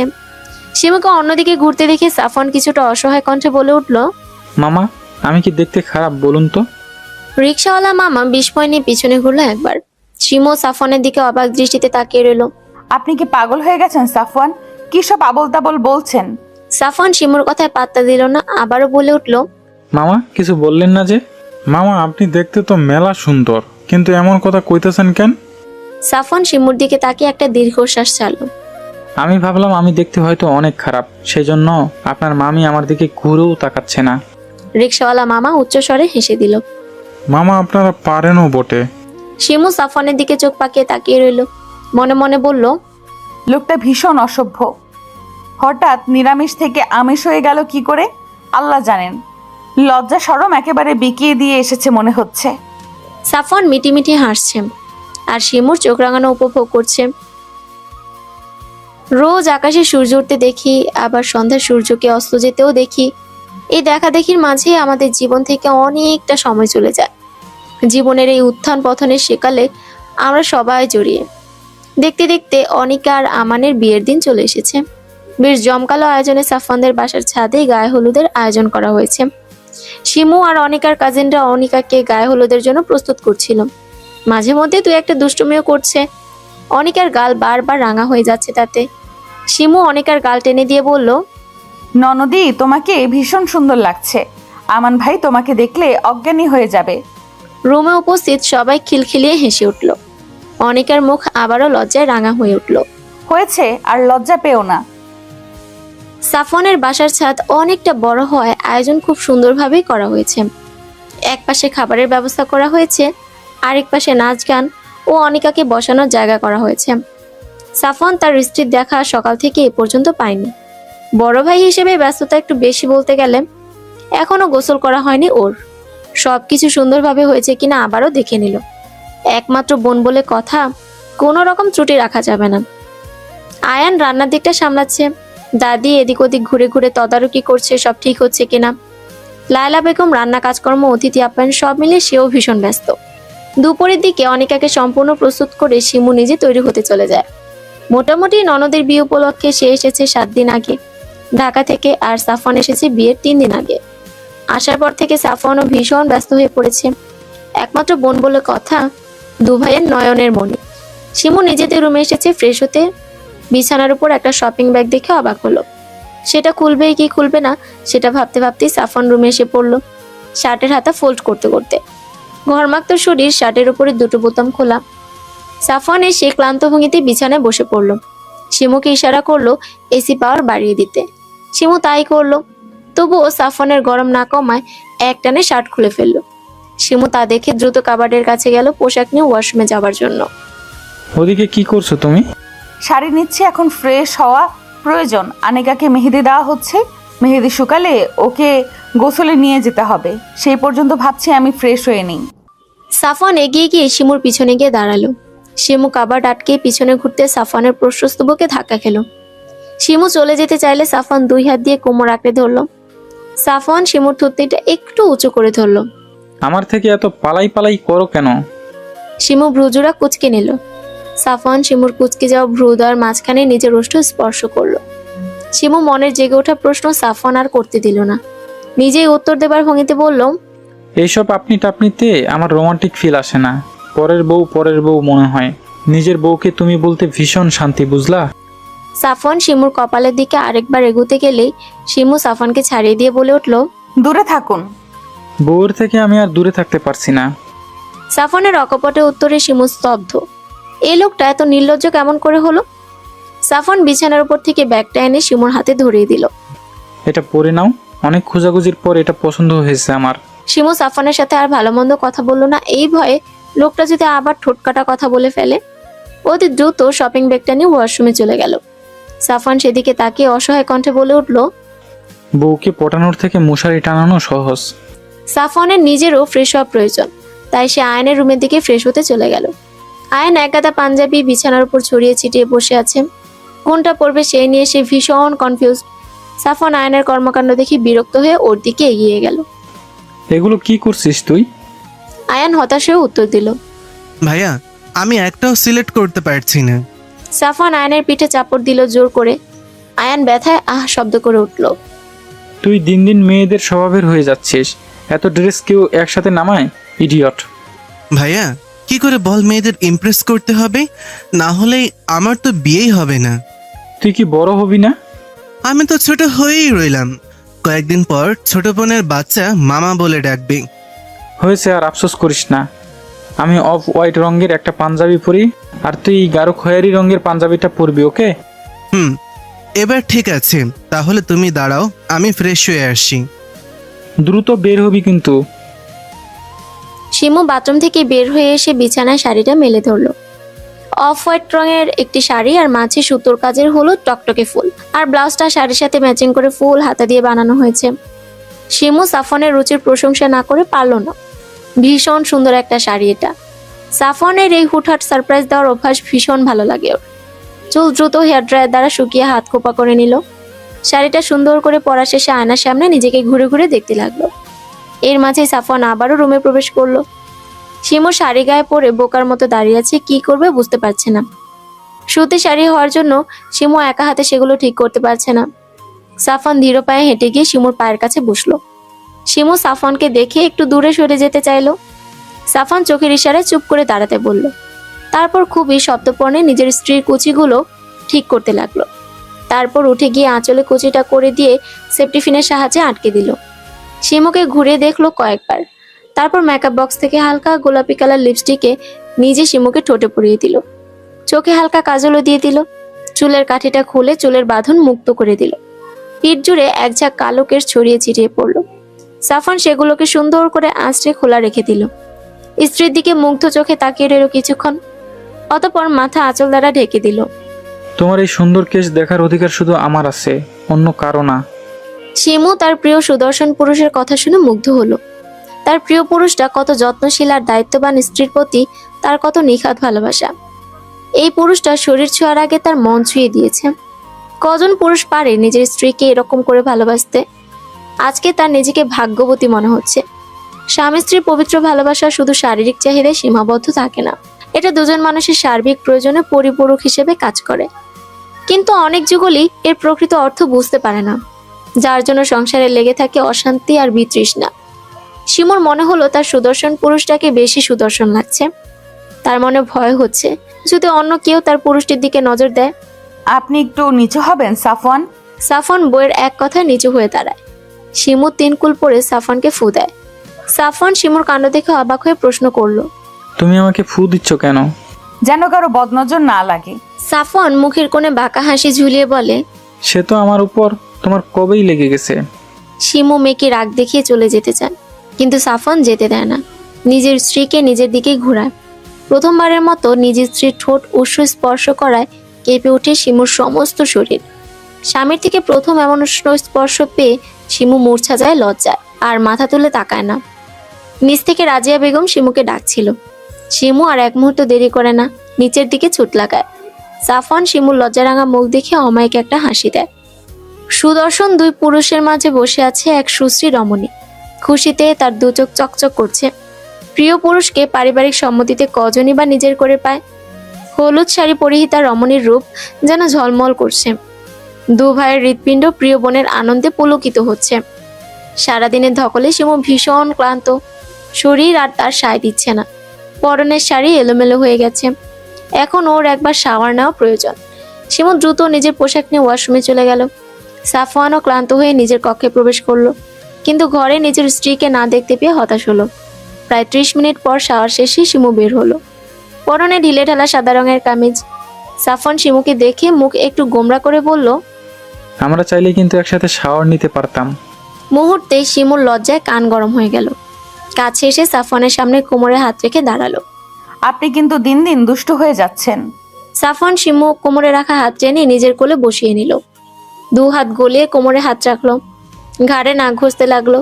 শিমু ছোটার চেষ্টা করতে চাইলে সাফওয়ান শিমুর কানের লতিতে আলতো করে কামড় বসিয়ে দিল। শিমু লজ্জায় লাল নীল হলো বারবার। অতঃপর সাফওয়ানের অত্যাচার সহ্য করতে না পেরে শিমু সাফওয়ানের হাতে চিমটি কেটে দেয়। সাফওয়ান আহা শব্দ করে শিমুকে ছেড়ে দেয়। শিমু খিলখিলিয়ে হেসে ওঠে। সাফওয়ান শিমুর হাতের দিকে লক্ষ্য করে দেখে শিমুর হাতে মেহেদি লাগিয়েছে। সাফওয়ান শিমুর দিকে এগোতে চাইলে শিমু সাফওয়ানের দিকে বালিশ ছুঁড়ে মারে। আর এগোবেন না, আমি ক্লান্ত, আমার খুব ঘুম প্রয়োজন। সাফওয়ান শিমুকে উদ্দেশ্য করে চোখ টিপ দেয়, মুখে বাঁকা হাসি ঝুলিয়ে বলল, এই কয়দিন দূরে থাকো, সমস্যা নেই, আর 5 দিন, তারপর তোমার এই পালাই পালাই লজ্জা সব ভেঙে দিব, প্রমিস। সাফওয়ান ওর জামার দিকে ইশারা করে শীষ বাজাতে বাজাতে ওয়াশরুমে চলে যায়। শিমু জামার পিছনের দিকে তাকাতেই লাল রং দেখতে পেল। দ্রুত ক্যালেন্ডারের তারিখ লক্ষ্য করে ওর আর বুঝতে বাকি রইল না সাফওয়ান ওকে কি ইশারা করেছে। শিমু বিছানায় বসে লজ্জায় মুখ ঢেকে ফেলল। ওর লজ্জায় ভীষণ লাগছে। লজ্জায় ও আড়ষ্ট হয়ে যাচ্ছে বারবার। সাফওয়ান ওকে লজ্জায় ফেলার কোনো কারণ ছাড়ছে না। একটি মিষ্টি সকাল, নতুন একজোড়া কবুতরের মিলনের জন্য সেজে উঠেছে পুরো বাড়ি। সকাল থেকে বিয়ে বাড়ি হই হুল্লোড়ে মুখরিত। অনেকে বারবার আয়নায় নিজেকে দেখছে আর লজ্জায় লাল নীল হচ্ছে। শরীরে হলুদ আভা ছড়িয়ে আছে। জুম্মার নামাজের পরে সে তার প্রণয় কুমারের হবে ভাবতেই অন্তর শিহরিত হচ্ছে বারবার। নিজের মানুষটাকে আপন করে পাবার আনন্দ কতখানি অনেকে সেটা বারবার অনুভব করছে। আনন্দ দুষ্ট মিষ্টি লজ্জা ওর শরীরকে শিহরিত করছে। আয়ান বোনের কক্ষে ঢুকতেই দেখতে পেল অনেকগুলো মেয়েদের হাসাহাসি। সে ঢুকতেই সবাই কিছুটা চুপ হলো। কিন্তু এতগুলো মেয়ের মাঝে অনিকার এক বান্ধবী বলে উঠল, ভাইয়া, অনিকা তো আপনার 5 বছরের ছোট, সে বিয়ে করে নিছে, কিন্তু আপনার সিঙ্গেল থাকার রহস্য কি? আয়ান অ্যাটিটিউড নিয়ে বলল, আমি এসব বিয়ে টিয়ে এখনই করতে চাই না। অনিকার ইচ্ছে করলো ভাইকে একটু পচাতে, কিন্তু বন্ধু মহলে আর কাজিন মহলের সামনে প্রিয় ভাইকে লজ্জা দিতে মন চাইল না। কিন্তু ভিড়ের মাঝে আয়ানদের ছোট ফুফির মেয়ে বলে উঠল, ওহ জানি, তুমি কেমন বিয়ে পাগলা, আসলে কোনো মেয়েই তোমাকে পাত্তা দেয় না এই ব্যাপারে। মুহূর্তেই ঘর জুড়ে হাসি শব্দ ছড়িয়ে পড়ল। আয়ান তার ছোট ফুফির মেয়ে তোহার দিকে রাগি চোখ করে তাকালো। মেয়েটা তার চেয়ে বয়সে ছোট, কিন্তু সম্পর্কে দা আর মাছের ন্যায়। দেখ, তুই আমাকে বললি আমাকে মেয়েরা পাত্তা দেয় না। আজকে আমি 10টা মেয়ে পটাবো, আগামী 1 মাসের মধ্যে বিয়ে করে হানিমুনেও যাব। আয়ান নিজের কথা শেষ করে রেগে ঘর থেকে বেরিয়ে গেল। এই পুচকি মেয়ে তাকে অপমান করার সাহস কোথায় পেল? সে হয়তো প্রথম ছেলে যে বোনের বিয়েতে বউ খোঁজার মিশনে নেমেছে। তাকে নাকি তোহা বলে মেয়েরা পাত্তা দেয় না। ওই তাই ওকে দেখিয়ে দিবে ও কি জিনিস। আয়ান বেরিয়ে যেতেই তোহার আত্মা স্যাঁত করে উঠল। এই ছেলে যদি গার্লফ্রেন্ড মিশনে, তবে তার কি হবে? অনিকার বিয়ের বরযাত্রী নিচে এসে গেছে। অনিকার কাজিন মহল আর বন্ধু মহল ছুটে গেছে নিচে। অনিকা নিজের লেহেঙ্গাটা উঁচু করে ব্যালকনির দিকে ছুটল। ওর কাঙ্ক্ষিত পুরুষকে দেখে ওর চক্ষুদয় শীতল হলো। এই মুহূর্তে মনে হলো ওর পাশে হাজারো প্রজাপতি উঠছে। কি নিদারুণ ভালো লাগা কাজ করছে ওর মাঝে। আমানকে হালকা মিষ্টি মুখ করিয়ে বাড়িতে প্রবেশ করালো সবাই। আমান বাড়িতে প্রবেশ করার সময় অনিকার ব্যালকনির দিকে তাকালো একবার, কিন্তু তার দেখার পূর্বে অনিকা নিজেকে পর্দার আড়াল করে দিল। আমান যদিও কিছুটা হতাশ হলো, কিন্তু পরক্ষণেই ওর ঠোঁট জুড়ে মুচকি হাসি ছড়িয়ে পড়ল। অনিকার আর আমানের শুভ বিবাহ সম্পন্ন হলো। সবাই আলহামদুলিল্লাহ বলে মিষ্টিমুখ করলো। একটু পরে চলে এলো বিদায়ের সময়। অনিকার হাসি মুখটা কালো হতে লাগলো। ওর ভাবতে অবাক লাগছে, ওর এত ভালোবাসার পরিবার ছেড়ে ওকে চলে যেতে হবে এবার। শিমু ধীর পায়ে হেঁটে গিয়ে অনিকার কাঁধে হাত রাখে। নিজের কাঁধে প্রিয় ভাবির হাত পেয়ে অনিকার ছলছল চোখ থেকে অশ্রু গড়িয়ে পড়ে। বোনের মতো ভাবিকে শক্ত করে আঁকড়ে ধরে কান্না করতে শুরু করে। লায়লা বেগম মেয়ের কান্না দেখে নিজের কান্না সামলাতে পারে না। রাজিয়া বেগম গিয়ে ছেলের বউকে নিজের বুকে আগলে নেয়। আলতাফের শক্ত খোলসের ভিতর থেকে পিতৃসত্তা হাহাকার করে ওঠে। সাফওয়ান আর আয়ান নিজ বোনের বিদায়ে কলিজা ছিঁড়ে যাওয়ার বেদনা অনুভব করে। কি নিদারুণ মর্ম বেদনা! মেয়ের বোনের বিয়ে দেওয়াটা যতটা সুখের, তার থেকে বেশি কয়েক গুণ কষ্টের। এই দুঃখ শুধুমাত্র মেয়ের পরিবারই বুঝতে পারে। কিন্তু ওই যে সমাজ বলে একটা কথা আছে, যার নিয়মে আমরা বাঁধা, সেই নিয়মকে উপেক্ষা করার সাধ্যই কোনো ভদ্রলোকের নেই। দীর্ঘ সময় কান্নাকাটি চলল। অনিকা কিছুতেই তার পরিবার ছেড়ে যেতে চায় না, কিন্তু ওই যে স্বামীর ঘরে যেতেই হবে। সবাই অনেক কষ্টে অনিকাকে আমানের গাড়িতে তুলে দিল। সাফওয়ান আমানের হাত ধরে বলল, ভাই, তুমি আমার কলেজার টুকরোকে নিয়ে যাচ্ছ, ওকে একটু দেখে রেখো। তোমার সাধ্য অনুযায়ী ওকে ভালোবাসা দিয়ে আগলে রেখো। ও ভুল করলে শাসনও করো। ও আমার একমাত্র বোন। আমি যেহেতু তোমাকে ওর হাতে তুলে দিলাম, আমি আশা রাখছি ওকে তুমি আগলে রাখবে। আমান সাফওয়ানের হাতের উপর নিজের হাত রেখে বলল, ভাইয়া এখনো আমার স্ত্রী, আমি কখনোই চাইবো না আমার স্ত্রী কখনো কোনো কষ্ট পাক। আপনি আমার উপর পুরোপুরি বিশ্বাস করতে পারেন, আমি আপনার বিশ্বাসের অমর্যাদা কখনোই করব না। আয়ান এগিয়ে গিয়ে আমানের কলার ধরে বলল, দোস্ত, তোর কারণে যদি আমার বোন কষ্ট পায় তবে তোরে আমি যে কি করবো তুই নিজেও জানিস না। আমার বোনের বড় ভাই হিসেবে বলছি, আমাদের কলেজাটাকে একটু দেখে রাখিস। ওকে অবহেলা করিস না দোস্ত। করলে না হয় তুই আমাকে শুলে চড়াস। শেষবারের মতো বন্ধুকে জড়িয়ে ধরে বিদায় জানিয়ে গাড়িতে গিয়ে বসলো আমান।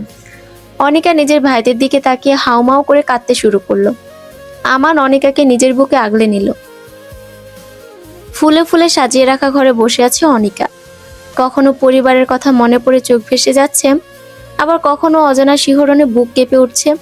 কেমন সব ছন্নছাড়া অনুভূতি তাকে আবদ্ধ করে নিচ্ছে। আমান কক্ষে প্রবেশ করে অনিকাকে সালাম দিল। অনিকা আমানের কণ্ঠ পেয়ে কিছুটা বিচলিত হলো, কিন্তু পর মুহূর্তে সেও সালামের জবাব দিল। আমান সপ্তপর্ণে নিজের স্ত্রীর পাশে গিয়ে বসলো। চিবুক উঁচু করে ধরলো নিজের সামনে। লজ্জায় আড়ষ্ট হয়ে অনিকা মাথা নিচু করে নিল। আমান নিজের স্ত্রীর লজ্জা দেখে খুশি হলো। নিজ পকেট থেকে একটা ফিঙ্গার রিং বের করে স্ত্রীকে পরিয়ে দিল। স্ত্রীর হাতে চুমু খেতে ভুলল না। লজ্জায় অনিকা নিজেকে আরো বেশি গুটিয়ে নিল। আমান মুচকে হাসি দিয়ে বলল, জনাবা, আপনি আমার জন্য কি উপহার এনেছেন? অনিকা নিজের জিভে কামড় বসালো। অতিরিক্ত লজ্জার কারণে সে সব ভুলে গেছে। লেহেঙ্গা গুটিয়ে নিজের লাগেজের দিকে এগুলো। আমান চুপচাপ স্ত্রীর কাণ্ড দেখতে লাগলো। অনিকা নিজের লাগেজ খুলে একটা বাক্স বের করে আমানের হাতে দিল। যদিও এটা তোমার উপহারের মতো দামি নয়, কিন্তু আমি আমার সাধ্য মতো তোমায় এটা দিয়েছি। আমান বাক্স খুলে দেখলো একটা ব্র্যান্ডের ঘড়ি। আমি কিন্তু তোমাকে নিজ হাতে পরিয়ে দিয়েছি, তাই তুমিও। অনিকা আমানের হাতে ঘড়ি পরিয়ে দিল। তোমার নিশ্চয় ভারী পোশাকে কষ্ট হচ্ছে, তুমি এই পোশাকগুলো পরিবর্তন করে এসো। আমার কাছে তুমি না সাজলেও অপরূপা। অনিকা স্বামীর কথা শুনে নিজের চোখ দুটো বন্ধ করে নিলে প্রতিটা স্ত্রী চায় তার প্রিয় পুরুষের থেকে এই বাক্যগুলো শুনতে। আমার নিজে অনিকার লাগেজ থেকে নিজের পছন্দ মতো ড্রেস অনিকার হাতে তুলে দেয়। অনিকা সেই জামা নিয়ে ওয়াশরুমে চলে যায়। দীর্ঘক্ষণ শাওয়ার শেষে অনিকা বের হয়ে আসে। তার ছোট ছোট ঘাড় পর্যন্ত কেশ ছেড়ে দেয়, যেগুলো থেকে টপ টপ করে পানির ফোঁটা পড়ছে। অনিকা ধীর পায়ে এসে ড্রেসিং টেবিলের সামনে আসে। তোয়ালে দিয়ে নিজের চুল মুছতে থাকে। আমান অনিকার পাশে গিয়ে অনিকাকে নিজের দিকে ঘুরিয়ে নেয়। তুমি একজন হার্ট সার্জনের হার্টকে কোমায় পাঠিয়ে দিয়েছ, এখন একে তোমারই ঠিক করতে হবে। আমান হুট করে গভীর আলিঙ্গনে জড়িয়ে নিল প্রেয়সীকে। এই আলিঙ্গন সেই উষ্ণ যে আলিঙ্গনে কোনো পাপ নেই, আছে শুধু আল্লাহর সন্তুষ্টি। অনিকার বিয়ে কেটে যাওয়ার পর কেটে গেছে গোটা 20 দিন। আয়ান বেচারা তার ওয়াদা রক্ষা করার জন্য মরিয়া হয়ে উঠেছে। মাকে সে সাফ সাফ জানিয়ে দিয়েছে, আম্মাজান, আমি কালো, নুলা, কানা কিচ্ছুই নই। আপনি আমাকে দ্রুত 10 দিনের ভেতরে শুভ বিবাহ দেবেন, না হলে আমি সন্ন্যাস নেব। ছেলের করা থ্রেটে লায়লা বেগম হতভম্ব। তিনি জানেন তার ছোট ছেলে ভীষণ টোটকাটা, কিন্তু তার পাশাপাশি নাক কাটাও। খুব শীঘ্রই আয়নকে ফিরতেও হবে। দেশে এসেছে গোটা 6 মাস হলো, আর 2-1 মাস হয়তো আছে। ছেলে তাকে এও জানিয়ে দিয়েছে মেয়েকে সে দেখতেও চায় না। লায়লা বেগম যেমন পাত্রী পাক না কেন হোক, সে সমস্যাময়ী, তবুও সে বিয়ে করবে। অতঃপর সিদ্ধান্তহীনতায় ভুগে তিনি এই ব্যাপারে আলতাফকে জানালেন। আলতাফ চিন্তা ভাবনা করে সিদ্ধান্ত নিলেন আগামী 10 দিনের মাঝেই ছেলেকে সে বিয়ে দিবেন। তাই আর দেরি না করে ছোট বোনকে ফোন দিলেন। ছেলেরে পাগলামো থামাতে তার ছোট বোনের সাথে কথা বলাটা ভীষণ প্রয়োজন। শিমুকে সাফওয়ান একটি লাল শাড়ি উপহার দিয়ে বলেছে এটা পরে আজ রাতে তার জন্য তৈরি থাকতে। সাফওয়ানের ইশারা শিমু ঠিকই বুঝতে পেরেছে। শাড়িটা একদম ফিনফিনে পাতলা, পরলে শরীরে অনেক অংশ দৃশ্যমান হবে। যদিও শিমুর কাছে সাফওয়ানের এটা দ্বিতীয় আবদার। আজও প্রথম দিনের কথা মনে পড়লে তার শরীরে ক্ষণে ক্ষণে শিউরে ওঠে। লজ্জায় আড়ষ্ট হয়ে যায় ওর সমস্ত শরীর। সাফওয়ান ওর লজ্জা দেখিয়ে নাকের মাথায় কামড় দিয়ে বলে, বলো তো বউ, তোমার লজ্জা আমি কবে ভাঙতে পারবো? সেই কথা শুনে শিমু আরো বেশি লজ্জায় নুয়ে যায়। রাজিয়া বেগমের সাথে তার সম্পর্কটা এখন স্বাভাবিক। সাধারণ দাদি শাশুড়িদের সাথে নাতি বউয়ের সম্পর্ক যেমন হয়। মাঝে মধ্যে সে জিজ্ঞেস করে নতুন অতিথি আসবে কবে। দুঃখগুলো শিমুর এখন কোথায় যেন মিলিয়ে গেছে প্রত্যেকের ভালোবাসা পেয়ে। এখন তার নিজেকে ভীষণ সুখী মনে হয়। শিমু একটা জিনিস গভীরভাবে অনুভব করছে, পৃথিবীতে একটি মেয়েকে তার স্বামী যদি তাকে প্রকৃত ভালোবাসে, তাহলে কোনো দুঃখই সে মেয়েটাকে স্পর্শ করতে পারে না। রাত নেমে গেছে আকাশ জুড়ে। সাফওয়ানের পছন্দ মতো শিমু নিজেকে সাজিয়েছে, চুলগুলো ছড়িয়ে ছিটিয়ে দিয়েছে পুরো পেট জুড়ে। সাফওয়ান আর শিমু দাঁড়িয়ে আছে ব্যালকনিতে। সাফওয়ান অতি সপ্তপর্ণে নিজ স্ত্রীর কোমরে হাত রাখলো। শিমুর কাছে যদিও এটা প্রথমবার নয়, কিন্তু তবুও তার শরীর শিউরে উঠল। সাফওয়ান আর শিমু চাঁদের আলোয় দাঁড়িয়ে কিছুক্ষণ চন্দ্রবিলাস করলো। সাফওয়ান অবশেষে পেরেছে তার প্রেয়সীকে প্রেম পুকুরে ডুবিয়ে মাতাল করে দিতে। অভিমানী প্রেয়সীর অভিমান ভেঙে দিয়ে আপন করে নিতে আজ শিমুর মনে সাফওয়ানের জন্য কোনো অভিযোগ নেই, আছে শুধু এক বুক ভালোবাসা। শিমুকে কোলে নিয়ে সাফওয়ান নিজের কক্ষের উদ্দেশ্যে রওনা হলো, নিজের অর্ধভাগকে আবারও পবিত্র ছোঁয়ায় রাঙিয়ে দেবার জন্য। ভালোবাসাময় এই রাতে সাক্ষী হলো আকাশের রঙিন তারারা। চারিদিকে মৃদু হাওয়া একজোড়া চড়ুই পাখিকে আরো মাতাল করে দিল। এই পবিত্র ভালোবাসা সত্যিই সুন্দর। ভালোবাসায় মোড়ানো দিনগুলো খুব দ্রুত চলে যায়, বিপরীতে দুঃখে মোড়ানো সময়গুলো যেতেই চায় না। একদিনকে মনে হয় হাজার দিনের চেয়েও বড়। আসলে এগুলো সব কিন্তু আমাদের চিন্তা ভাবনারই ফসল। সাফওয়ান, শিমু, আয়ান, অনিকা সবার জীবনে পরিবর্তন এসেছে। সবাই এখন যার যার জীবন নিয়ে ভীষণ ব্যস্ত। সেদিন আয়ানের জেদের কাছে হার মেনে আলতাফ আর লায়লা বেগম বাধ্য হয়েছিলেন তাকে 1 মাসের মধ্যে বিয়ে দিতে। কিন্তু দুর্ভাগ্যবশত আয়ান পাত্রীর মুখটা অবধি দেখছিল না। যখন জানতে পারলো মেয়েটা তোহা, তখন তার কাছে কোনো উপায় ছিল না। যে মেয়েটার সাথে আয়ানের সম্পর্ক ঝগড়াটা শালিকের ন্যায়, সেই মেয়েটার সাথে গভীর বন্ধনে আবদ্ধ হয়ে যায় নিজের অজান্তেই। সারাদিন দুজনের মাঝে টোকাটুকি লেগেই থাকে, যদিও তারা বিদেশ পাড়ি জমিয়েছে বিয়ের পরপরই। কিন্তু অভিযোগগুলো ফোন দিলেই শুনতে পারা যায়। আর অনিকা এখন 6 মাসে প্রেগনেন্ট। আমান তাকে সর্বদা আগলে আগলে রাখে, কোনো রকম কাজই তাকে করতে দেয় না। আমানের বাবা সিরাজুল সাহেব ছেলের বউয়ের জন্য এক কথায় পাগল বলা চলে। আমানের মায়ের মেয়ে না থাকায় একটা মেয়ে পেয়ে সে যেন ভীষণ খুশি। পরিবর্তন এসেছে সাফওয়ান আর শিমুর জীবনেও। তারা আজকে প্রথমবারের মতো বাবা মা হতে যাচ্ছে। সাফওয়ান ওটি রুমের সামনে পায়চারি করছে, লায়লা বেগম আল্লাহর কাছে দোয়া করছেন। শিমুর বাবা তার 2 মেয়েকে নিয়ে এক কোণে দাঁড়িয়ে আছে শুকনো মুখ করে। আলতাফ পূর্বের মতো মুখ গম্ভীর করে দাঁড়িয়ে আছেন। কি রুদ্ধশ্বাস পরিস্থিতি, সময় যেন গড়ায় না। প্রতি সেকেন্ডকে মনে হয় কয়েক ঘন্টার সমান। এমন অভিজ্ঞতা হয়তো সকল হবু বাবারই হয়। প্রায় 40 মিনিট পর একজন নার্স ওটি থেকে বেরিয়ে আসে। তার হাতে সদ্য জন্মানো এক পুত্র সন্তান, যার কান্নার শব্দে নীরবতা ভেঙে গেছে কিছুক্ষণ পূর্বে। যেন এই ছোট শিশু নিজের আগমনী বার্তা ছড়িয়ে দিচ্ছে সকলের মাঝে। বাচ্চার কান্নার শব্দ পেয়ে সাফওয়ান নার্সের দিকে দৌড়ে গেল। নার্স নিজের কোলে থাকা সদ্য ভূমিষ্ঠ হওয়া বাচ্চাকে সাফওয়ানের কোলে তুলে দিলেন। লায়লা বেগম দৌড়ে এলেন নিজের নাতির কাছে। সাফওয়ানের পিতৃসত্তা আন্দোলিত হলো। এক বিন্দু সুখ যেন পুরো শরীর গ্রাস করে নিল। আহ, কি আনন্দ, সেটা কখনোই বোঝানো সম্ভব নয়। লায়লা বেগম নিজের নাতিকে কোলে নিয়ে বললেন, আলহামদুলিল্লাহ। অনিকা আর রাজিয়া বেগম নিজেদের শারীরিক অসুস্থতার কারণে হসপিটালে উপস্থিত নেই, তবুও তারা বারবার ফোন কল করছে। আলতাফ নিজে তাদেরকে সুখবর দিলেন। তার গম্ভীর মুখে হাসিতে ছড়িয়ে পড়ল। দৌড়ে গেলেন নিজের নাতিকে দেখতে। ফিহারি হওয়া বাদ গেল না। সাফওয়ান নার্সকে উদ্দেশ্য করে বলল, সিস্টার, আমার স্ত্রী কেমন আছে? আলহামদুলিল্লাহ, আপনার স্ত্রীও অনেক ভালো আছেন। আমি ওর সাথে কখন দেখা করতে পারবো? আর কিছুক্ষণ পরেই। সাফওয়ানের সত্তা শান্ত হলো। আনন্দিত হলো এই ভেবে তার স্ত্রী সন্তান উভয়ই সুস্থ আছে। বেশ কিছুক্ষণ পরে সাফওয়ানকে শিমুর কাছে যেতে দেওয়া হলো। শিমু চোখ দুটো বন্ধ করে আছে, এক হাতে স্যালাইন চলছে। ধীর পায়ে হেঁটে সাফওয়ান শিমুর পাশে বসলো। শিমুর এক হাত নিজে 2 হাতের মাঝে পড়ে নিল। কেমন লাগছে এখন তোমার? শিমু স্বামীর কণ্ঠ পেয়ে চোখ খুলে তাকালো। মুখে এক চিলতে হাসি ফুটিয়ে বলল, বাবুকে দেখেছেন? সাফওয়ান উপর নিচ মাথা নাড়ালো। জানো, একদম তোমার মতো হয়েছে দেখতে। শিমু ঠোঁটের কোণে হাসি আরো প্রশস্ত হলো। একজন নার্স ওদের বাচ্চাকে নিয়ে এসে সাফওয়ানের কোলে দিল। শিমু স্বামী আর বাচ্চাকে দেখে খুশিতে 2 চোখ বন্ধ করে নিল। তার জীবনের সর্বোত্তম পাওয়া হয়তো এটা। ওর আজ নিজেকে পরিপূর্ণ নারী মনে হচ্ছে।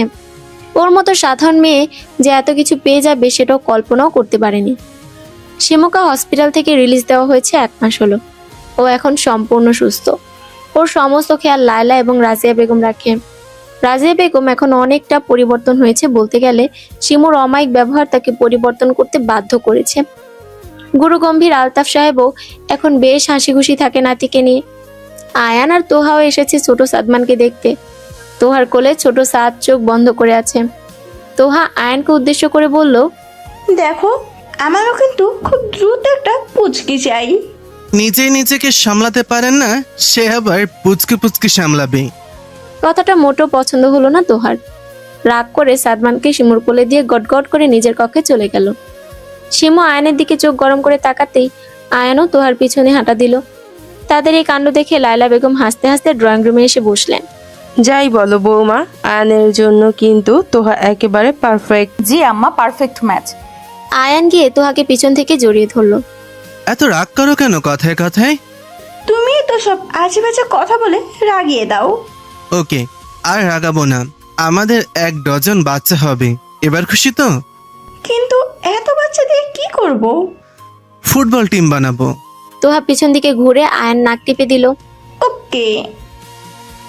শিমুকে দেখে রাখার জন্য, বাবুকে টেক কেয়ার করার জন্য সাফওয়ান শিমুকে বাড়িতেই রেখে গেছে। বাড়িতে এসে পুত্রকে নিয়ে এই যে মরিয়া হয়ে উঠেছে, দিন দুনিয়া সব ভুলে বসেছে একদম। শিমু কয়েকবার ডেকে গেছে খাবার খাওয়ার জন্য, কিন্তু সাফওয়ানের কোনো পাত্তা নেই। তাই আর না পেরে খাবার বেড়ে একেবারে নিজেদের ঘরে নিয়ে এসেছে। এই যে সাহেব, খেতে তো হবে নাকি? আপনি নিজেও খাচ্ছেন না, আমার ছেলেকেও খেতে দিচ্ছেন না। খাওয়া দাওয়া সব পরে হবে। শিমু আর সাফওয়ানের সাথে তর্কে জড়ায় না। 1 প্লেটে ভাত মেখে নিয়ে সাফওয়ানের কাছে যায়। 1 লোকমা ভাত সাফওয়ানের সামনে ধরে। আসার পরে কিছুই খাওয়া হয়নি আপনার, তাই কোনো বিরক্তি না করে এগুলো মুখে পুরুন চটপট।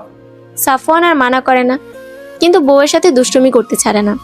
শিমু বিরক্ত হয়ে বলল, 1 বাচ্চার বাবা হয়ে গেলেন, তবুও দুষ্টুমি গেল না। আরেক বাচ্চার বাবা হওয়ার প্ল্যান করছি, কি বলো আব্বু? সাফওয়ান নিজের ছেলেকে কথাটা বলে শিমুর দিকে তাকিয়ে চোখ টিপ মারে। আপনার লজ্জা জীবনেও হবে না হয়। স্ত্রীর কাছে লজ্জা পেলে তো সন্ন্যাসী হতে হবে। শিমু সাফওয়ানকে আলতো চাপড় মেরে সাফওয়ানের কাঁধে মাথা রাখলো। আমি আপনার সাথে বৃদ্ধ হতে চাই সাফওয়ান, আপনাকে ভালোবেসে আপনার প্রেম পুকুরে ডুবে যেতে চাই। শুধু এইটুকু পেলে আমার কিছুই চাই না। আমি তোমার প্রেম পুকুরে ডুবে নিজের অস্তিত্ব সংকটে ফেলেছি। এমন সংকটে আমি বারবার পড়তে চাই। তোমার প্রেমের পুকুরে আমি এক সাধারণ মাঝি হয়ে বাঁচতে চাই। আমি তোমাকে ভালোবেসে জান্নাতে যেতে চাই। আমিও আপনাকে এপার ওপারে দুপারেই পেতে চাই। ওদের কথার মাঝে সাদমান জোরে কেঁদে ওঠে। দুজনেই নিজেদের হুঁশে ফিরে আসে। দুজনে মুচকি হেসে আগলে নেয় নিজেদের ছেলেকে। এটাই যে তাদের ভালোবাসার সর্বোত্তম চিহ্ন। সমাপ্ত।